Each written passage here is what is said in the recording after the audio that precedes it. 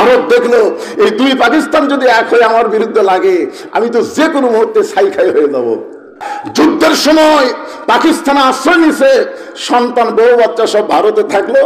যখন দেশ স্বাধীন হলো, বাংলাদেশে ঢুকলি কেউ কেউ চামচা পাই জাতির পিতা, জাতির পিতা না জুতার পিতা। একটা হলো বঙ্গবন্ধু শেখ মুজিবুর রহমান, একটা হলো জিয়াউর রহমান, একটা হলো জিল্লুর রহমান, তিনটাই রহমান। রব্বানা আতিনা ফিদ দুনিয়া হাসিনার খাওয়া নেই। 2100 বছর কোন মেয়ে সন্তান জন্ম নিলে কেউ হাসিনা রাখবে না। ধরে কোন কথা ঠিক না? তার মানে আবু সাইদ জীবিত আছে, হাসিনা পোষায় গেছে। ধরে কোন কথা ঠিক কথা বলে। আমরা হিন্দুদের মূর্তি পাহারা দেইনি, আমরা ষড়যন্ত্র পাহারা দিয়েছি। ধরে কোন ঠিক না? কারণ এই গুজব লীগ, হতাশা লীগ, আফসোস লীগ, ওরা মূর্তি ভাঙবি আর আমাদের ঘাড়ের উপর দোষ চাপাবি। ধরে কোন ঠিক কিনা? আমরা মুসলমান হয়ে কোন মূর্তি পাহারা দিবার পারি না। 6 আগস্ট গোটা বাংলাদেশে সমস্ত মূর্তি ভাঙ্গা চুরমার করা হয়েছে। ধরে কোন কথা ঠিক কিনা? হিন্দুর মূর্তি না। কার মূর্তি ভাঙ্গিছেন মনে নাই? হ্যাঁ,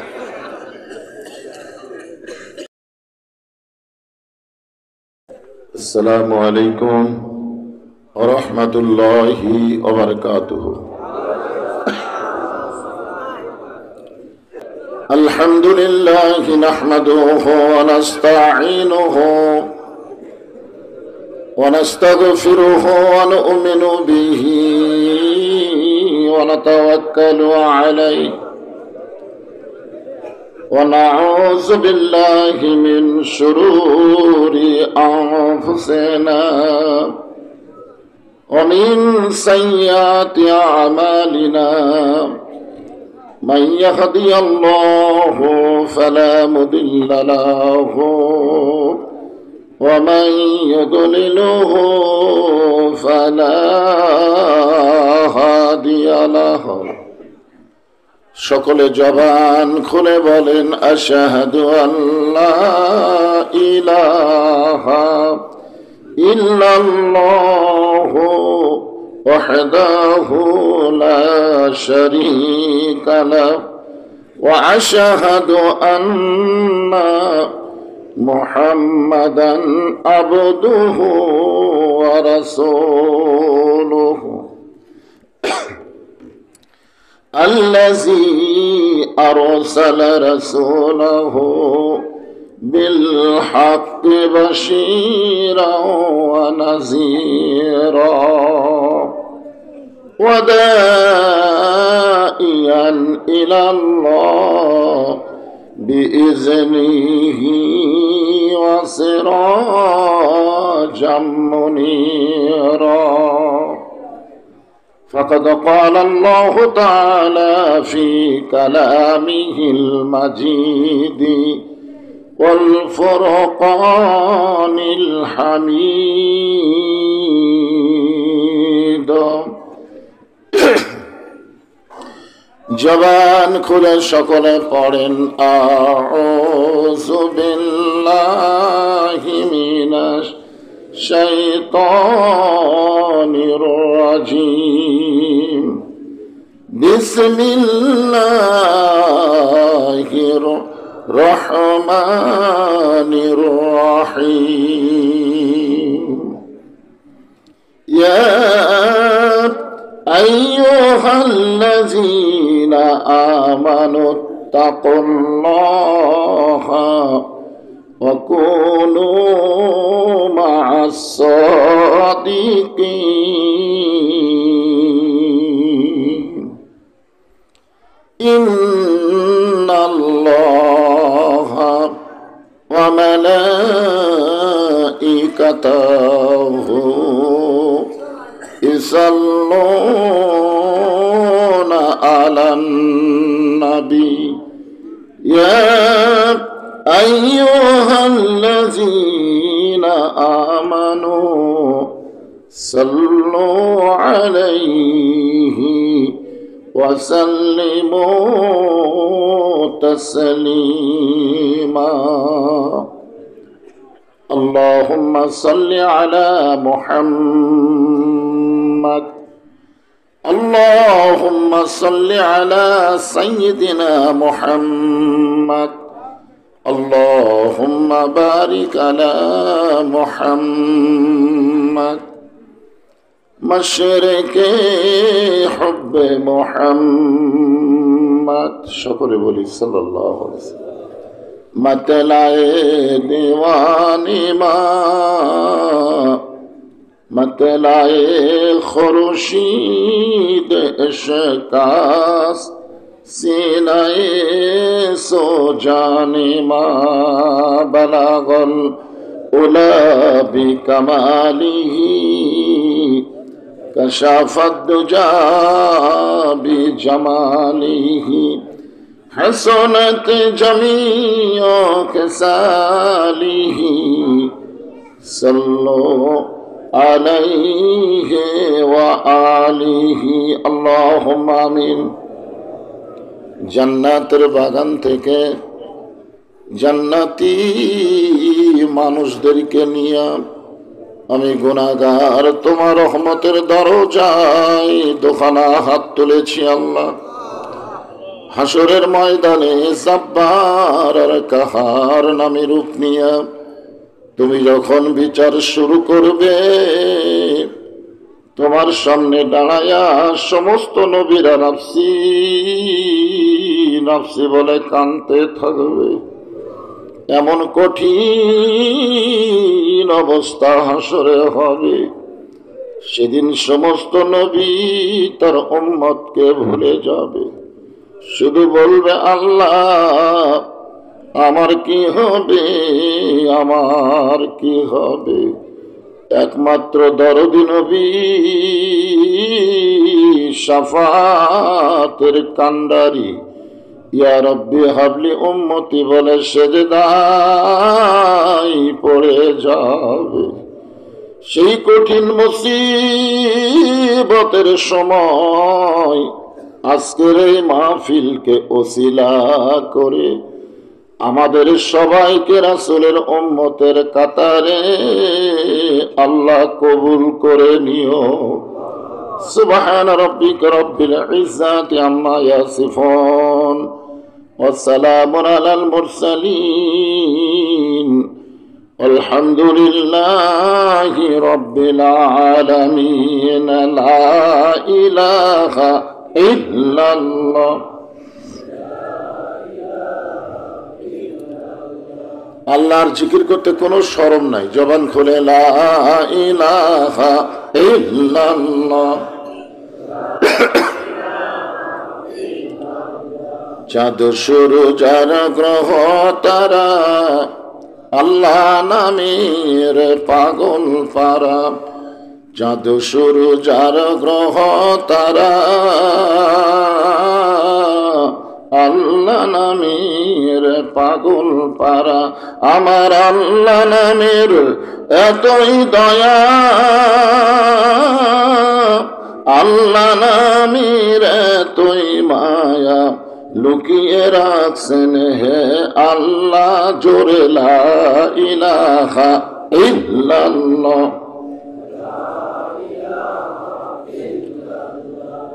লা ইলাহা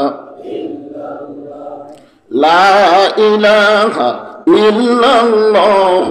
লা ইলাহা ইল্লাল্লাহ। লা ইলাহা লা ইলাহা ইল্লাল্লাহ মুহাম্মাদুর রাসূলুল্লাহ। রাসূলের মহব্বতে জবান খুলে সকলে বলি সাল্লাল্লাহু আলাইহি ওয়াসাল্লাম। আপনারাই বলেন বসতে বলা এটা ভালো জিনিস না? কোনো লোককে আমরা যদি বলে বসেন ভাই, এটা কিন্তু সম্মান। আর এরকম বলার পরেও যদি না বসে তাহলে তারা কেমন মানুষ? এখন সমস্যা হলো ওনারা বসতে চায়, কিন্তু যদি জায়গা না থাকে তাহলে বসবে কোথায়? এখন যিনারা বসে আছেন তারা সকলেই জানেন আমরা এমন একটা দেশের মানুষ গোটা পৃথিবীর মানচিত্রে বাংলাদেশের চাইতে ঘন বসতি দেশ একটাও নাই, অথচ 12 লক্ষ রোহিঙ্গা মুসলমানকে আমরাই জায়গা দিচ্ছি। এখান থেকে প্রমাণ হলো জায়গা দেওয়ার অভ্যাস আমাদের আছে না নাই? তাহলে যারা দাঁড়িয়ে আছে এরা তো রোহিঙ্গা না, এরা আমাদেরই ভাই। ওদের বসতে দেওয়ার জন্য দরকার হলে প্রয়োজনে একটু জমি বসেন, যার সামনে ফাঁকা আছে আপনি একটু নিজেই নিজ দায়িত্বে জমে বসেন, ভাইরাও ইনশাল্লাহ বসবে। আজকের এই মাহফিলে সম্মানিত সুধীজন, সম্মানিত ওলামায়ে কেরাম, এ জাতির শ্রেষ্ঠ সন্তান আলেম ওলামা। যদিও ফ্যাসিবাদের আমলে আমরা দেখেছি বাংলাদেশের নিকৃষ্ট সন্তান আলেমদেরকে পরিচয় করার চেষ্টা করা হয়েছিল। আল্লাহ কোরআনে বলেছেন, ইন্নামা ইয়াখশাল্লাহ মিন ইবাদিহিল উলামা। এটা কি আমার কথা না আল্লাহর কথা? বান্দা সমূহের ভিতরে সবচাইতে আল্লাহকে বেশি ভয় করে আলেম বান্দারা। অথচ এই আলেমদেরকে ধর্ষণের অপরাধে, যুদ্ধ অপরাধের অপরাধে, নানা রকম মিথ্যা অপরাধে তাদেরকে সাব্যস্ত করা হয়েছিল। মানুষদের বোঝানো হয়েছিল দাড়ি টুপিওয়ালারা লুচ্চা। এমনকি সিনেমার ভিলেন যারা, তাদের মাথায় দাড়ি, তাদের মাথায় টুপি, মুখে দাড়ি লাগাইয়া খারাপ পাঠ করাইছে। মানুষদের বোঝানোর চেষ্টা করা হয়েছে এরাই সবচাইতে নিগৃহীত এবং ঘৃণিত ব্যক্তি। অথচ আল্লাহ রাসূল বলেছেন, আল ওলামা ওয়ারাসাতুল আম্বিয়া, আলেমরা হল আমি নবীদের ওয়ারিস। বলেন সুবহানাল্লাহ। আমার সামনে যে সমস্ত আলেম ওলামা বসে আছেন, মঞ্চে আছেন, মাগরিবের নামাজের পর থেকে যেনারা আলোচনা করে আপনাদেরকে শোনালেন, আলেম ওলামা সহ আজকের এই মাহফিলের বক্তাগণকে অন্তরের অন্তঃস্থল থেকে আমি শুভেচ্ছা জ্ঞাপন করছি। এই মুহূর্তে আমার সামনে যারা বসে আছেন এবং যেনারা জায়গা না থাকার কারণে দাঁড়িয়ে আছেন, যারা বসে আছেন এবং যারা দাঁড়িয়ে আছেন, আপনারা সকলেই হচ্ছেন আল্লাহর বান্দা। আল্লাহর বান্দার উপরে কোনো ডিগ্রি নাই। আল্লাহ যেখানে বলেছেন ফাদখুলি ফি ইবাদি ওয়াদখুলি জান্নাতি, কেউ যখন আল্লাহর বান্দা হয়ে গেল ও তখনই জান্নাতে প্রবেশ করলো। মানে বান্দার সাথে লাগালাগি হলো জান্নাত। আর আমি আপনাদেরকে আল্লাহর বান্দা হিসাবে সম্মান দিলাম, সম্বোধন করলাম, আর আপনারা কিছুই মনে করলেন না। যে জায়গায় আপনারা বসে আছেন, এই জায়গার দাম আপনাদের কাছে কেমন? অনেক দাম। উপরে সামিয়ানা, নিচে বিছানা। প্রত্যেকটা বক্তারা বলে এইটা হলো বেহেশতের বাগান। কোরআন হাদিসের আলোচনা যেখানে হয়, জিকির আজকার হয়, ওই অনুষ্ঠানকে বলা হয় রিয়াজুল জান্নাহ, বেহেশতের টুকরা। এই বেহেশতের টুকরার ভিতরে কারো মন চাইলেই আসতে পারে না। এখানে আসতে গেলে আল্লাহর দয়া লাগে। আল্লাহ কোরআনে বলেছেন, রহমাতি ওয়াসিয়াত কুল্লা শাইইন ফাসাকতুবুহা লিল্লাযিনা ইয়াত্তাকুন। গোটা বিশ্বব্যাপী সব জায়গায় আল্লাহ রহমত বিরাজ করতেছে, সব জায়গায়। কিন্তু রহমতের বাজেট সবার জন্য হয় না। রহমতের বাজেট শুধু তাদের জন্য হয় যাদের কলিজার ভিতরে কেবলমাত্র আল্লাহর ভয়। আপনাদের কলিজার মধ্যে আল্লাহর ভয় কম না বেশি? আল্লাহ কোরআনে বলেছেন, মা সাবাকা মিন হাসানাতিন ফামিনাল্লাহ। বান্দাবান্দির দ্বারা যখন কোনো ভালো আমল হয়, এই আমলটা বান্দাবান্দি করে না, বরং আল্লাহ করায়। আচ্ছা, এই যে ছোট বাচ্চা স্যান্ডেল নিয়ে মাথার মধ্যে যাচ্ছে,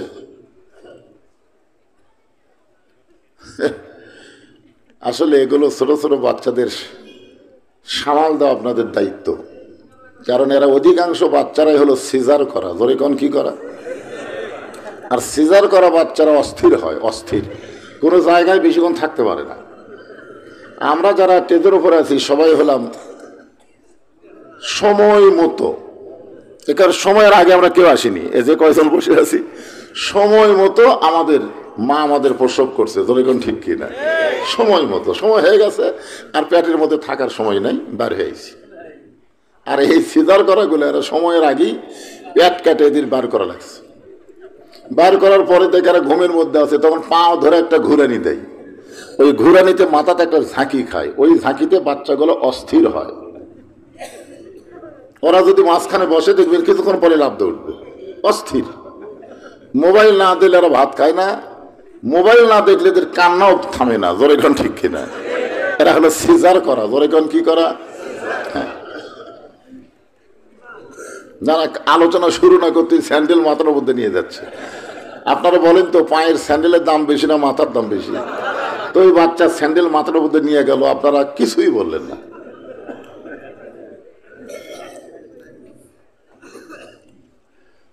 একটু মনোযোগ দিয়ে শুনতে হবে, ওয়াজের ভূমিকাটা না শুনলে তাফসির বোঝা কঠিন হবে।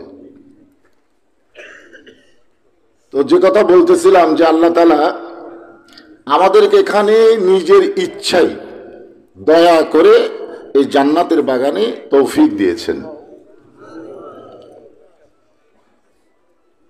যে আল্লাহ দয়া করে রহম করে আজকের এই জান্নাতের বাগানে আমাদেরকে বসবার মতন তৌফিক দিলেন, আমরা সে আল্লাহর উপর খুশি না বেজার? তাহলে সমস্যারে সকলে বলবো রব্বানা লাকাল হামদ হামদান কাসীরান তাইয়িবান মুবারাকান ফীহি। আমরা আল্লাহর প্রশংসা করলাম। রূহের জগৎ, এই জগতে আসার আগে আমরা আরেকটা জগতে ছিলাম, সে জগতের নাম কি? আলমে আরওয়াহ। আমরা যে রূহের জগতে ছিলাম এটা কি আমাদের মনে আছে? কিন্তু বিশ্বাস আছে না নাই? এখানে আসার আগেও আমরা আর এক জায়গায় ছিলাম। যেরকম আব্দুল আলিম বলেছে, কোন বনেরই পাখি তুমি আইলারে কোন বনে, আবার কোন বনেতে যাইতে হবে পড়ছে নাকি মনে। রুহের জগতে আল্লাহ আমাদের রুহগুলোকে এত ভালোবাসছেন যে ভালোবাসার কারণে হিন্দু বৌদ্ধ খ্রিস্টানদের ঘরে না পাঠায়া সরাসরি আমাদেরকে আল্লাহ মুসলমানের ঘরে কবুল করেছেন। আল্লাহ ইচ্ছা করলে আমাদের হিন্দুর ঘরেও পাঠাবার পারত। কিছুদিন আগে আমি এই হিন্দু আর মুসলমান নিয়ে আলোচনা করতেছিলাম। এক মুসলমানই আফসোস লীগ, যখন কি লীগ? আফসোস লীগ। আমাদের মুসলমানের মধ্যে এখন তিনটা লীগ বার আছে, একটা হলো গুজব লীগ, একটা হলো আফসোস লীগ, আর একটা হলো হতাশা লীগ। হতাশা। বাংলাদেশের 300 জন এমপি পলায়ে গেছে, একটা এমপি কেও অনুবীক্ষণ যন্ত্র দিয়ে খুঁজে পাওয়া যাচ্ছে না, ধরে কোন ঠিক কিনা। এই শালা হতাশা লীগ বলে নেত্রী আবার আসিবে, ফিডার খাওয়া চামচা। যে পলে যায় সে আর কোনোদিন ক্ষমতায় আসতে পারে না, ধরে কোন ঠিক কিনা। এটা 100% সত্য। আওয়ামী লীগের কেউ যদি আসে অন্য কেউ আসবে, কিন্তু রব্বানা আতিনা ফিদ দুনিয়া হাসিনার খাওয়া নেই। এই আফসোস লীগ আমাকে বলতে, হুজুর আপনি হিন্দু ধর্মের বিরুদ্ধে বলতেছেন, অথচ দুর্গা পূজায় আপনারাই তো মূর্তি পাহারা দিলেন, আপনারাই তো মূর্তি পাহারা দিলেন। তখন আমি বললাম, আমরা হিন্দুদের মূর্তি পাহারা দেইনি, আমরা ষড়যন্ত্র পাহারা দিয়েছি। ঠিক কি? কারণ এই গুজব লীগ, হতাশা লীগ, আফসোস লীগ, ওরা মূর্তি ভাঙবি আর আমাদের ঘাড়ের উপর দোষ চাপাবি। তোর এখন ঠিক কিনা? আমরা মুসলমান হয়ে কোন মূর্তি পাহারা দিবার পারি না। 6 আগস্ট গোটা বাংলাদেশে সমস্ত মূর্তি ভাঙ্গা চুরমার করা হয়েছে। তোর কথা ঠিক কিনা? হিন্দুর মূর্তি না। কার মূর্তি ভাঙ্গিছেন মনে নাই? হ্যাঁ, আল্লাহ কোরআনে বলেন, ওয়ামান ইয়াবতাগি গায়রাল ইসলাম দীনান ফালাই ইউকবালা মিনহু। ইসলাম ছাড়া অন্য কোন জীবন ব্যবস্থা কেউ যদি গ্রহণ করে আল্লাহ বলেছেন সেইটা কবুল করা হবে না। এটা কার কথা? তাহলে হিন্দু কবুল হবে? ইহুদি খ্রিস্টান কবুল হবে? একমাত্র কবুলযোগ্য ধর্মের নাম কি? আর সেই ধর্মের ভিতরে আল্লাহ আমাদেরকে জন্ম নেওয়ার তৌফিক দান করেছে। আপনি কি মনে করছেন আল্লাহ ইচ্ছা করলে হিন্দুর ঘরে পাঠাবার পারত, ইহুদি খ্রিস্টানদের ঘরে আমাদের পাঠাবার পারত, কিন্তু আল্লাহ ওই সকল ঘরে না পাঠায় সরাসরি মুসলমানের ঘরে প্রেরণ করার কারণে আমাদের লাভ কি? আমাদের লাভ হলো লা তামুতুন্না ইল্লা ওয়া আনতুম মুসলিমুন। আল্লাহ বলতেছেন তোমরা মৃত্যুবরণ করো না মুসলমান না হয়ে। আপনারা বলেন তো হিন্দু মুসলমান হয়ে মরা সহজ না কঠিন? কথা কয় না। ইহুদি খ্রিস্টান কেমনে কঠিন হলো? কারণ অন্য ধর্মে জন্ম নিয়ে মুসলমান হয়ে মরা খুবই কঠিন। যার প্রমাণ হলো নবীর চাচা আবু তালেব। আল্লাহ রাসূল বলেছেন মায়ের পেটে থাকতে আমি এতিম, কিন্তু দুনিয়াতে আসার পরে আমি এতিম ছিলাম না। কথাটা কিন্তু গুরুত্ব আছে। আমি যখন মায়ের পেটে ছিলাম তখন আমার বাপ মারা গেছে, কিন্তু এই দুনিয়াতে জন্ম নেওয়ার পরে আমি এতিম ছিলাম না। সাহাবারা বললেন এ রাসূলুল্লাহ, মায়ের পেটে এতিম হলেন অথচ দুনিয়াতে জন্ম নেওয়ার পরে এতিম ছিলেন না, এটা কেমন কথা? আল্লাহ নবী বলেন ভাগ্য গুণে আমি এমন একটা চাচা পাইছিলাম যেই চাচা বাবার চাইতেও আমাকে বেশি দয়া করেছে। আপনারা বলেন তো এই চাচার নাম কি? সবাই বলেন নাম কি? আবু তালেব। এই চাচা কিন্তু মুসলমান হয়ে মরতে পারেনি। নবী যতবার দাওয়াতের কাজে বাড়ি থেকে বের হয়েছেন আগে চাচার কাছে কলেমার দাওয়াত দিয়েছেন। তো চাচা তো কথা কয় না, নবী কলমা পড়তে বলে তাও জবানও খোলে না, সব কথাই কয় কিন্তু কলমার কথা শুনবার চায় না। আল্লাহ রাসূল চিন্তা করলেন যে এই দাওয়াত আমার চাচা গ্রহণ না করলে তো জান্নাতেও যাবার পারবে না। যে আমার এত দরদ দিয়ে লালন পালন করলো তাকে জান্নাতে নিয়ে যাওয়ার দায়িত্ব নবীর আছে না নাই? জোরে করা আছে না নাই? হ্যাঁ। চাচা যখন মৃত্যুর বিছানায় শায়িত হলো এমন সময় নবী সুযোগ বুঝে চাচার কাছে গেল যে চাচা তো আর উঠতে পারবি না, মদ্দামি শেষ, শুতে পড়িছে, আর উঠবি? নবী বললেন চাচা আপনি ইচ্ছা করলেও আর এই বিছানা থেকে উঠতে পারবেন না, শুধু একটা বার বলেন লা ইলাহা ইল্লাল্লাহ মুহাম্মদ রাসূলুল্লাহ, আমি আপনার হাত ধরে জান্নাত ঘরে পৌঁছে দিব। এত বড় কথা নবী বলার পরেও চাচা বলতেছে মরে যখন যাব বাবা বাপ দাদার ধর্ম ছাড়বো না। এখান থেকে কি প্রমাণ হলো? অন্য ধর্মে জন্ম নিয়ে মুসলমান হয়ে মরা খুবই কঠিন, কিন্তু আমাদের জন্য আল্লাহ কঠিন রাখে নাই। মুসলমানের ঘরে জন্ম নিয়েছি, মুসলমান হয়ে মরবো ইনশাআল্লাহ। যদি মুসলমান হয়ে আমরা মরতে পারি আমাদের লাভ কি? বাড়ি তো 5 তলা বানাচ্ছেন মাশাআল্লাহ, 6 তলা রড বার হয়ে আছে। সবাইকে গল্প করে ভাই আমার জীবনের সাধনা 6 তলা করা, 5 তলা কমপ্লিট হয়েছে, দোয়া করিস আর 1 তলা যেন করবার পারি। ঘাড় কাত করে বারবার দেখে যায় আর দেখে মানুষকে দেখায়, ওই দেখ 2 কান্দে 2 ফেরেশতা কয় তুই পাগলা হচ্ছিস রে, তুই পাগলা হয়েছিস, তোকে যেটা দেখার লাগবে সেটা তুই দেখাস না, তুই কি দেখাস? 5 তলা 4 তলা 3 তলা নয়, তোর জায়গা হবে নিচতলা। জোরেখন কয় তলা? 1 তলাও না, নিচতলা। নিচতলা বলতে আপনারা কি বুঝতেছেন? আসলে আল্লাহ কোরআনে বলেছেন ইয়া আইয়ুহান নাস মা গররাকা বিরাব্বিকাল কারীম, মানুষ কিসের মায়ায় পড়ে কিসের ধোকায় পড়ে তোমাদের আল্লাহকে তোমরা ভুলে যাও? তোমাদের আল্লাহ বলেছেন বাল তুসিরুনাল হায়াতাদ দুনিয়া ওয়াল আখিরাতু খায়রু ওয়া আবকা। এই তুচ্ছ দুনিয়ার মোহে তোমরা কেন পাগল হবে? আল্লাহ তোমাদের জন্য চিরস্থায়ী আখিরাতকে সুন্দর করে সাজায় রাখছে। তাহলে মুসলমান হয় মরবে, তোমাদের দেহ থাকবে কবরে, তোমাদের পাখিকে আল্লাহ কবর দিবে না, ইল্লিন নামক জান্নাতের বাগানে জায়গা দিবে। আমরা কবরের চিন্তা করব না, কবর কিন্তু ঢাকা থোয়ার জায়গা। কথাটা বুঝলেন? কবর কি থোয়ার? ঢাকা থোয়ার জায়গা। হ্যাঁ, মরার পরে দুটা জায়গা, একটা হলো ইল্লিন, একটা হলো সিজ্জিন। আজকে জান্নাতের বাগানে বসে যারা ওয়াজ শুনতেছে, আপনারা সকলে ইল্লিনে যাবেন ইনশাআল্লাহ। আমরা আল্লাহর প্রশংসা বেশি বেশি করব যে আমাদের জন্য এত সুযোগ। আমি ছোটবেলায় গান শুনছিলাম, তখন এটা বুঝবার পারিনি, এই বুড়া বয়সে বুঝতেছি। আগেকার গান কিন্তু যেমন তেমন গান না।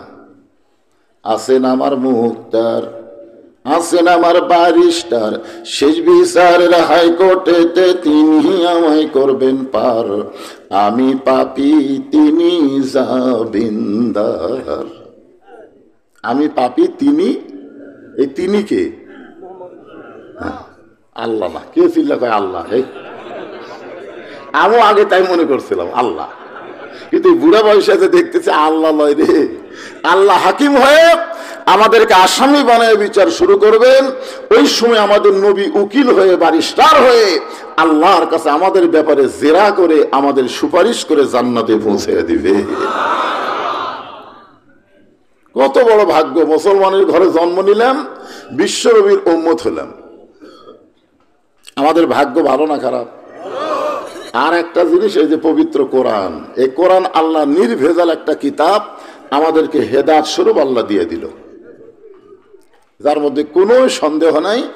জালিকাল কিতাব লা রাইবা ফিহ, এমন একটা কিতাব তোমাদেরকে দিলাম যার ভিতরে কোনো সন্দেহ নাই। হুদাল লিল মুত্তাকিন, এটাই একটা ক্যাপাসিটি। আল্লাহ বললেন মুত্তাকিরাই শুধু আল্লাহর কোরআন থেকে হেদায়েত পাবে। আবু জেহেল কোরআন শুনবে কিন্তু হেদায়েত পাবে না, কিন্তু আবু বকর কোরআন শুনবে এবং কোরআন থেকে হেদায়েত নিবে। আমাদের বাংলাদেশে অনেক আবু জেহেল মার্কা আছে, শুনবে। বদরশিদ কিরকম ওয়াজ করছে, বুড়া না হোক রে ফাটাফাটি, ওয়াজ শুনবে ঠিকই, কিন্তু কোরআন থেকে হেদায়েত নিবে না। এই জন্য আল্লাহ বলেছেন সামিনা ও তাআনা, খালি শুনলে হবে না, এইটাকে গ্রহণ করা লাগবে। আবু বকর কি কোরআন শোনেনি? আপনারা কোন শুনছে কি শোনে নাই? আপনারা তো সামনে বসে, ওরাও তো সামনে দাঁড়িয়ে থেকে শুনতেছে। আবু জেহেল অবশ্যই দাঁড়িয়ে থাকারই পাঠি, তাই বলে তোমরা না বাজার।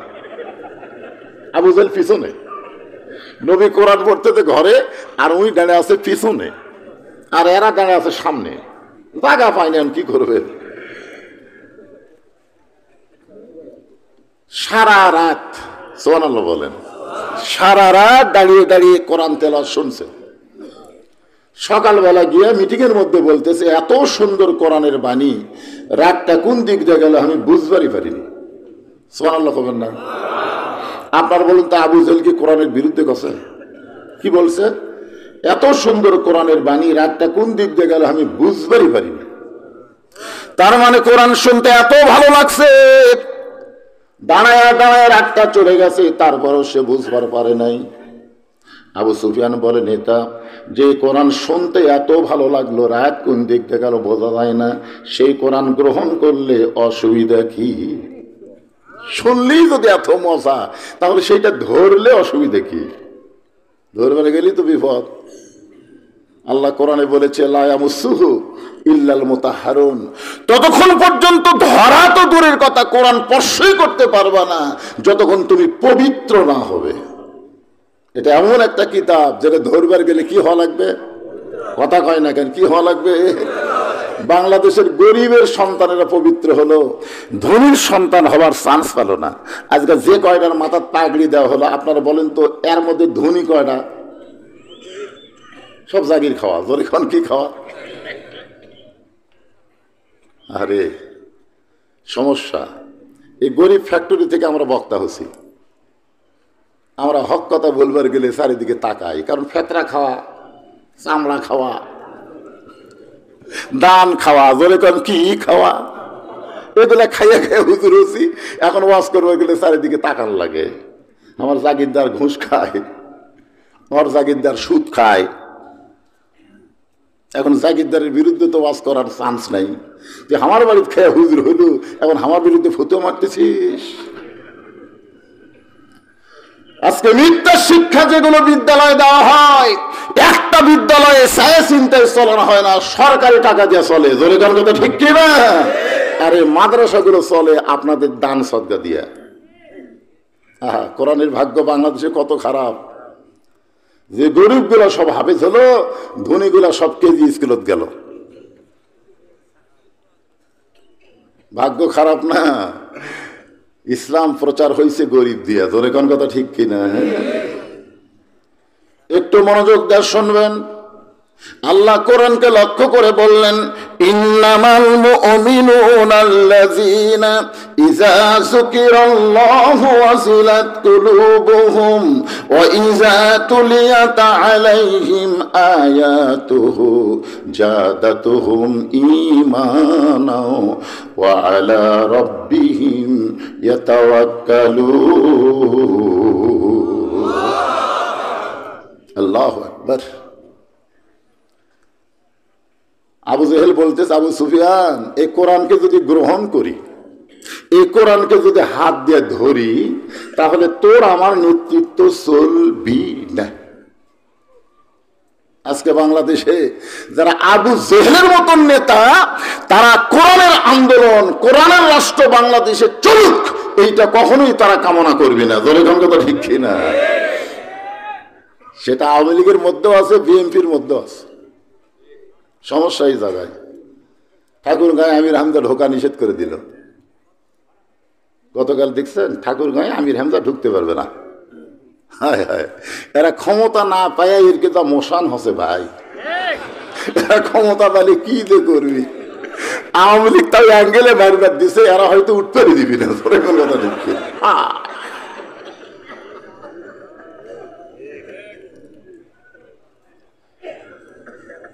وَنُنَزِّلُ مِنَ الْقُرْآنِ مَا هُوَ شِفَاءٌ وَرَحْمَةٌ لِّلْمُؤْمِنِينَ।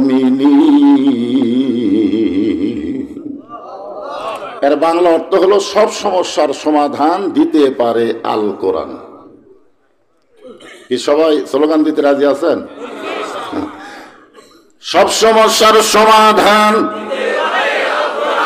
হলো না, মেনা হলো, মেলা হলো। একটু জবান ছিল সবাই বলেন, কোরআনের পক্ষে একটা স্লোগান দিবেন, 8টা জান্নাতের দরজা আল্লাহ খুলে দিবে। আপনি কি মনে করছেন এটা তুই আমি কিতাব? সব সমস্যার সমাধান আল কোরআনের আলো। ঘরে ঘরে আপাতত বাদ দেন তো না, সংসদে করলেও হবি না। আমি একটা স্লোগান আপনাদের শিক্ষা দিয়ে, এটাই চলবে। আল কোরআনের আলো সব জায়গায় জালো। আপনি বলেন তো, সব জায়গার মধ্যে সংসদ আছে না নাই? হাসিনা যখন ক্ষমতাটা ছিল তখনও কিন্তু আমি সব জায়গায় জালো বলছি। সেই সময় সংসদে বললে বক্তা তেজর থাকবে দিবি? সংসদে আমরা মমতাদের গান শুনি,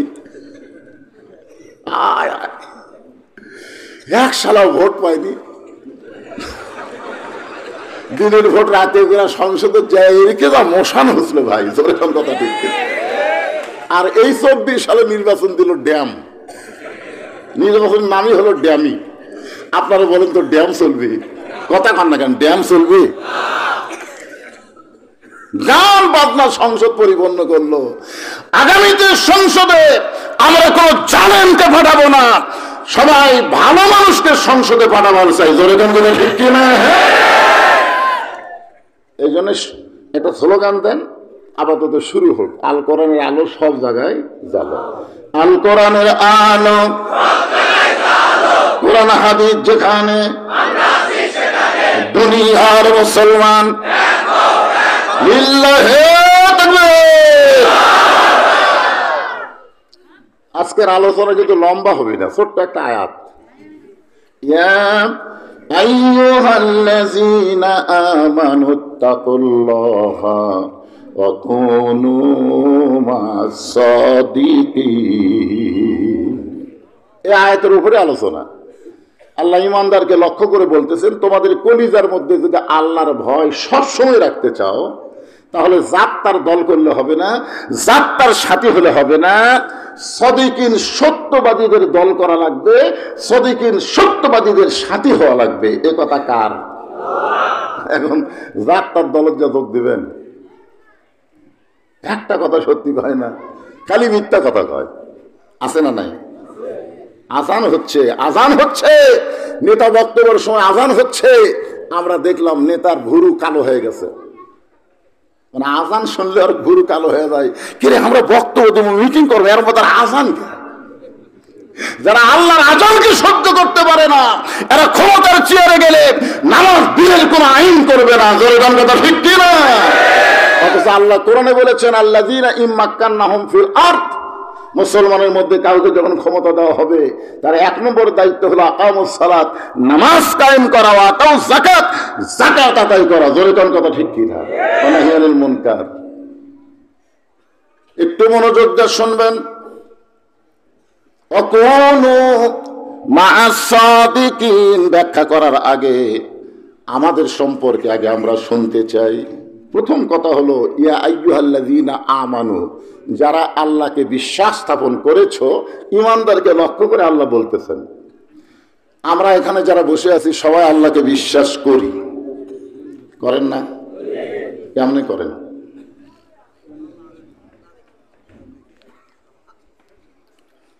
বিশ্বাস করারও কিন্তু একটা সাইজ আছে, আছে না নাই?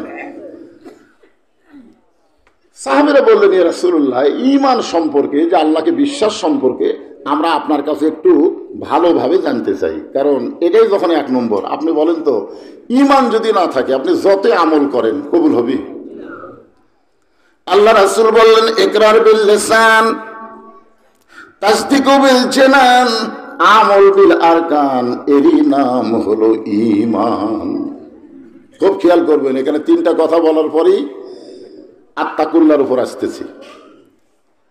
1 নম্বর হলো জবানে বলতে হবে লা ইলাহা ইল্লাল্লাহ। আমরা জবানে বলি কি বলি না? কিছুক্ষণ আগে জিকির করলাম, লা ইলাহা ইল্লাল্লাহ। একটু ঝাঁকি দিয়ে এখন, লা ইলাহা ইল্লাল্লাহ, লা ইলাহা ইল্লাল্লাহ। ইকরার বিল লিসান হয়ে গেছে, ইকরার বিল লিসান জবানে হয়ে গেছে। এরপরে রাসূল বললেন, তাসদীক বিল জানান, কলিজার মধ্যে ঈমানের জায়গা দেওয়া লাগবে। কলিজার মধ্যে যখন কোন মুমিন ঈমানের জায়গা দেয়, ওই মুমিনের কাছে জীবনের চাইতে ঈমানের দাম বেশি হবে। এখন আপনাদের কাছে আমি জানতে চাই, জীবন বাঁচান ফরজ না ঈমান বাঁচান ফরজ? হ্যাঁ, বুঝাই শোনা খান। আমরা অনেক সময় কিন্তু বলি জীবন বাঁচান ফরজ। আপনি আমি যত চেষ্টা করি আমাদের জীবন কিন্তু আমরা বাঁচাবার পারবো না, কিন্তু একটু চেষ্টা করলে আমরা ঈমানকে বাঁচাবার পারবো। হ্যাঁ, একটু চেষ্টা করলে। কি চেষ্টা করলে ঈমান বাঁচবে, এর উপরে কিছু কথা আমাদের শোনা দরকার, আছে না নাই? উকিল বলতেছে আপনার ফাঁসি হবে, যে কোনো সময় ফাঁসির রায় কার্যকর হবে। আপনি যদি বাঁচবার চান তাহলে রাষ্ট্রপতির কাছে বাঁচার দরখাস্ত লেখেন। রাষ্ট্রপতি যদি আপনাকে মাফ করে দেয়, আপনার আর ফাঁসি হবে না। তাসদীক বিল জানানের ঈমানদার বলতেছে, উকিল উকিল তোমার কথা শুনে আমার হাসি লাগতেছে। উকিল বলে, হাসি কেন লাগতেছে? ঈমানদার বলতেছে, তুমি যে রাষ্ট্রপতির কাছে আমাকে দরখাস্ত লিখবার বলতেছো, এইরকম 3টা রাষ্ট্রপতিকে আমি ক্ষমতার থাকা অবস্থায় মরা দেখছি। কয়টা? একটা হলো বঙ্গবন্ধু শেখ মুজিবুর রহমান, একটা হলো জিয়াউর রহমান, একটা হলো জিল্লুর রহমান। 3টাই রহমান। দেখেন মিল আছে না নাই? এই 3টা কিন্তু ক্ষমতার থাকা অবস্থায় মরছে। এরশাদ চাচা ক্ষমতার থেকে যায় মরছে। আর 3টা রহমানের একই ইতিহাস। বঙ্গবন্ধু শেখ মুজিবুর রহমান কি ক্ষমতা থাকতে মরছে না ক্ষমতাতে যাওয়ার পরে? জিয়াউর রহমান, জিল্লুর রহমান। আসামি বলতেছে, উকিল 3টা রহমান ক্ষমতার থাকা অবস্থায় যদি মারা যায়, তাহলে জীবন ভিক্ষার জন্য কোন মুমিন রাষ্ট্রপতির কাছে দরখাস্ত লিখবে না, কারণ যারা মরে যায় তাদের কাছে বাঁচার দরখাস্ত লেখা যায়। কোন জায়গাতে ইমান আছে? উকিল বলতেছে তাহলে আপনার ফাঁসি হবে, এই গোয়ারকি করার কারণে আপনার ফাঁসি হবে। ইমানদার বলতেছে আমার ফাঁসি হবে কিন্তু মৃত্যু হবে না। যে বলছে ফাঁসি হবে মৃত্যু হবে না, উকিল বলতেছে আপনি পাগল হয়ে গেছেন, ফাঁসি হলেই তো মানুষ মারা যায়, তাহলে মৃত্যু কেন হবে না আপনি কি বুঝেন? সঙ্গে সঙ্গে আল্লাহর বান্দা বলতেছেন ওয়ালা তাকুলু লিমান ইউকতালু ফি সাবিলিল্লাহি আমওয়াতুন বাল আহইয়াউ ওয়ালাকিন লা তাশউরুন। আল্লাহ রাস্তায় যাদেরকে হত্যা করা হয় তারা মরে না, এ কথা কার? আমার এক চাচাতো ভাইয়ের ছেলে হয়েছে, আমাকে বললো হুজুর আপনি আলেম মানুষ, আমার ছেলেটার নাম কি রাখলে ভালো হয়? তাই বললাম আবু সাইদ রাখো, আবু সাইদ। আমার ভাই বলতেছে আলহামদুলিল্লাহ, আসলে নামটা ভালো। সর্বপ্রথম এই হাসিনার বিরুদ্ধে আবু সাইদই জীবন দিয়েছে, তোর এখন কথা ঠিক কিনা? এখন আবু সাইদের বাপ আবু সাইদের মা করে ডাকতেছে। আমার ভাইয়ের বউ খুশি, সাওয়াতো ভাই ও খুব খুশি। আমার খালা তো বোনের বাচ্চা হয়েছে, খালা আমাকে মোবাইল করে বলতেছে বাবা তুমি তো আলেম মানুষ, তোমার বোনের একটা মেয়ে হয়েছে, নাম কি রাখবো? আমি বললাম হাসিনা। সেই করছে হাসিনা। খালা এই তুই আলেম না জালেম রে, তোর কাছে একটা ভালো নাম চাইলাম আর তুই হাসিনা করলি। আমি বললাম খালা হাসিনা হাজার হাজার মানুষ খুন করছে, এই খুনের নাম থামো। আমি তখন বুঝলাম 2100 বছর কোন মেয়ে সন্তান জন্ম নিলে কেউ হাসিনা রাখবে না, ধরে কোন কথা ঠিক না? তার মানে আবু সাইদ জীবিত আছে, হাসিনা পোষায় গেছে, ধরে কোন কথা ঠিক কথা বলে? আল্লাহ রাস্তায় যারা জীবন দেয়, আল্লাহ কোরআনে কেন বললেন যে বালাহিয়া তোমরা তাদেরকে মৃত্যু বলো না, আমি আল্লাহ বলতেছি তারা জীবিত।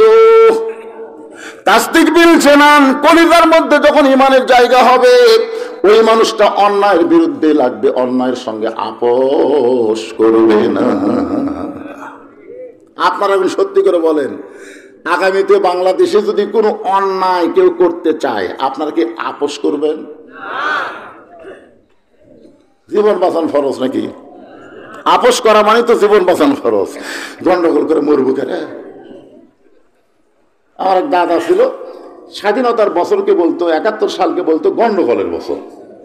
আমি দাদা বললাম দাদা এটা যদি আপনি কোন পুলিশ আপনি ধরে রেখে দেবে। আমরা সবাই জানি যুদ্ধের বছর আর আপনি কোন গন্ডগোল। দাদা তুই কি জানিস রে? তুই স্বাধীনতার সময় কত বড় তুই জানিস? পূর্ব পাকিস্তান পশ্চিম পাকিস্তান আমরা দুই ভাই ছিলাম, আমরা দুই ভাইকে দেখে ভারত ভয়ে থরথর করে কাঁপত। ভারত দেখলো এই দুই পাকিস্তান যদি এক হয়ে আমার বিরুদ্ধে লাগে আমি তো যে কোনো মুহূর্তে ছাই খাই হয়ে যাব। তখন ভারত দেখলো এই দুই পাকিস্তানকে ঠাঁই ঠাঁই করা লাগবে, ঠাঁই ঠাঁই। তো বাংলাদেশের মধ্যে বেজন্মা কি আছে? বেজন্মা বোঝেন না? জাউরা। এই জাউরা ধরে এই বাংলাদেশ আর পাকিস্তান, পূর্ব পাকিস্তান পশ্চিম পাকিস্তান ভাগ করা লাগবে, ভাগ। ওরা তখন তদন্ত করে দেখলো একটা পাওয়া গেল।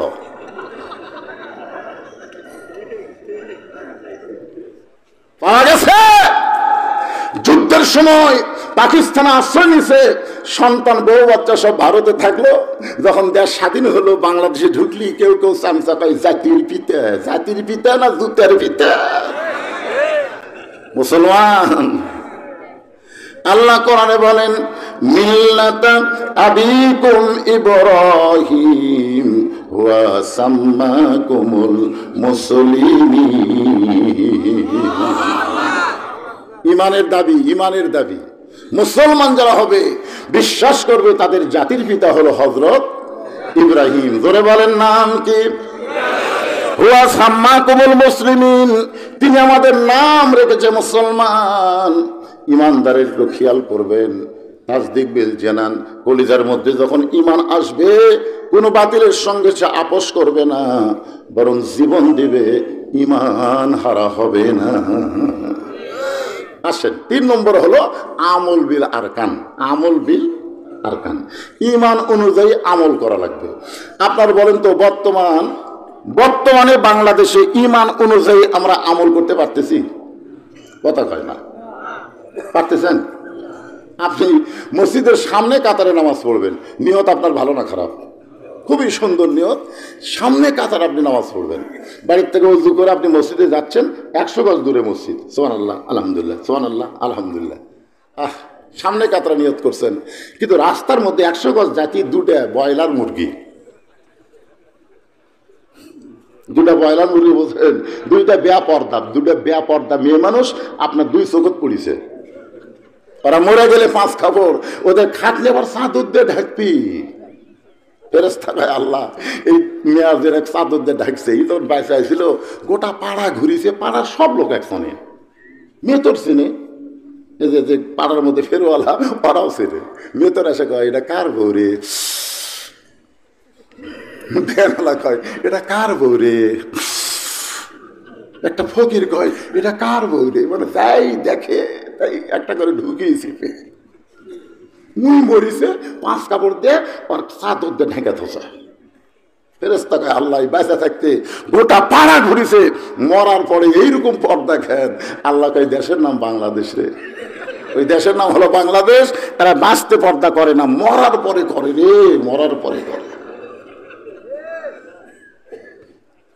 এখন 2টা বেপর্দা নারী আপনার 2 চোখত পড়ছে, আপনি বলেন পোকা পড়লে মশা পড়লে চোখ থেকে আপনি তুলতে পারবেন, কিন্তু 2টা বেপর্দা নারী যদি আপনার চোখত পড়ে আপনি কি তুলবার পারবেন? যদি কাউকে বলেন ভাই অমুকের বউ আমার চোখত পড়ছে রে, দেখ তো কোন জায়গাত আছে, তখন বলবি ভাই আমি যতই চেষ্টা করি দেখার উপায় নাই, কারণ ওটা তো আসল জায়গাত গেছে। আসল জায়গা কুঠি রে, আপনার এই যে বুকের কাছে একটা মেমোরি আছে, ধরে কোন কি আছে, ওই মেমোরির মধ্যে চলে গেছে।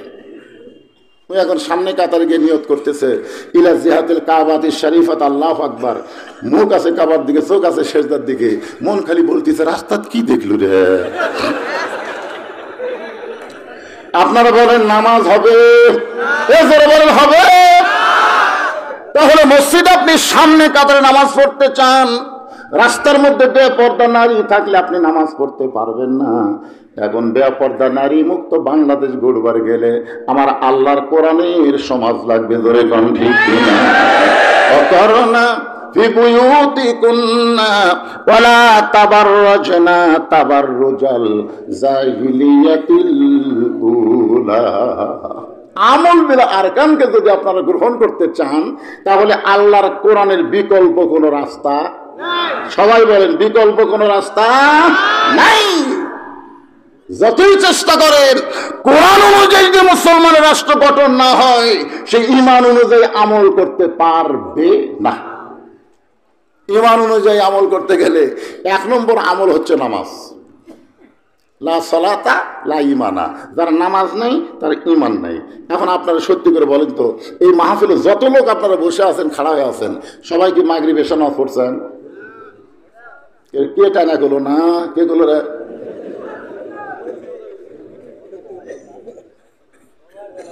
আপনারা বলেন তো যে মাগরিব এশার নামাজ পড়েনি, এ কথা বলার মতন সাহস?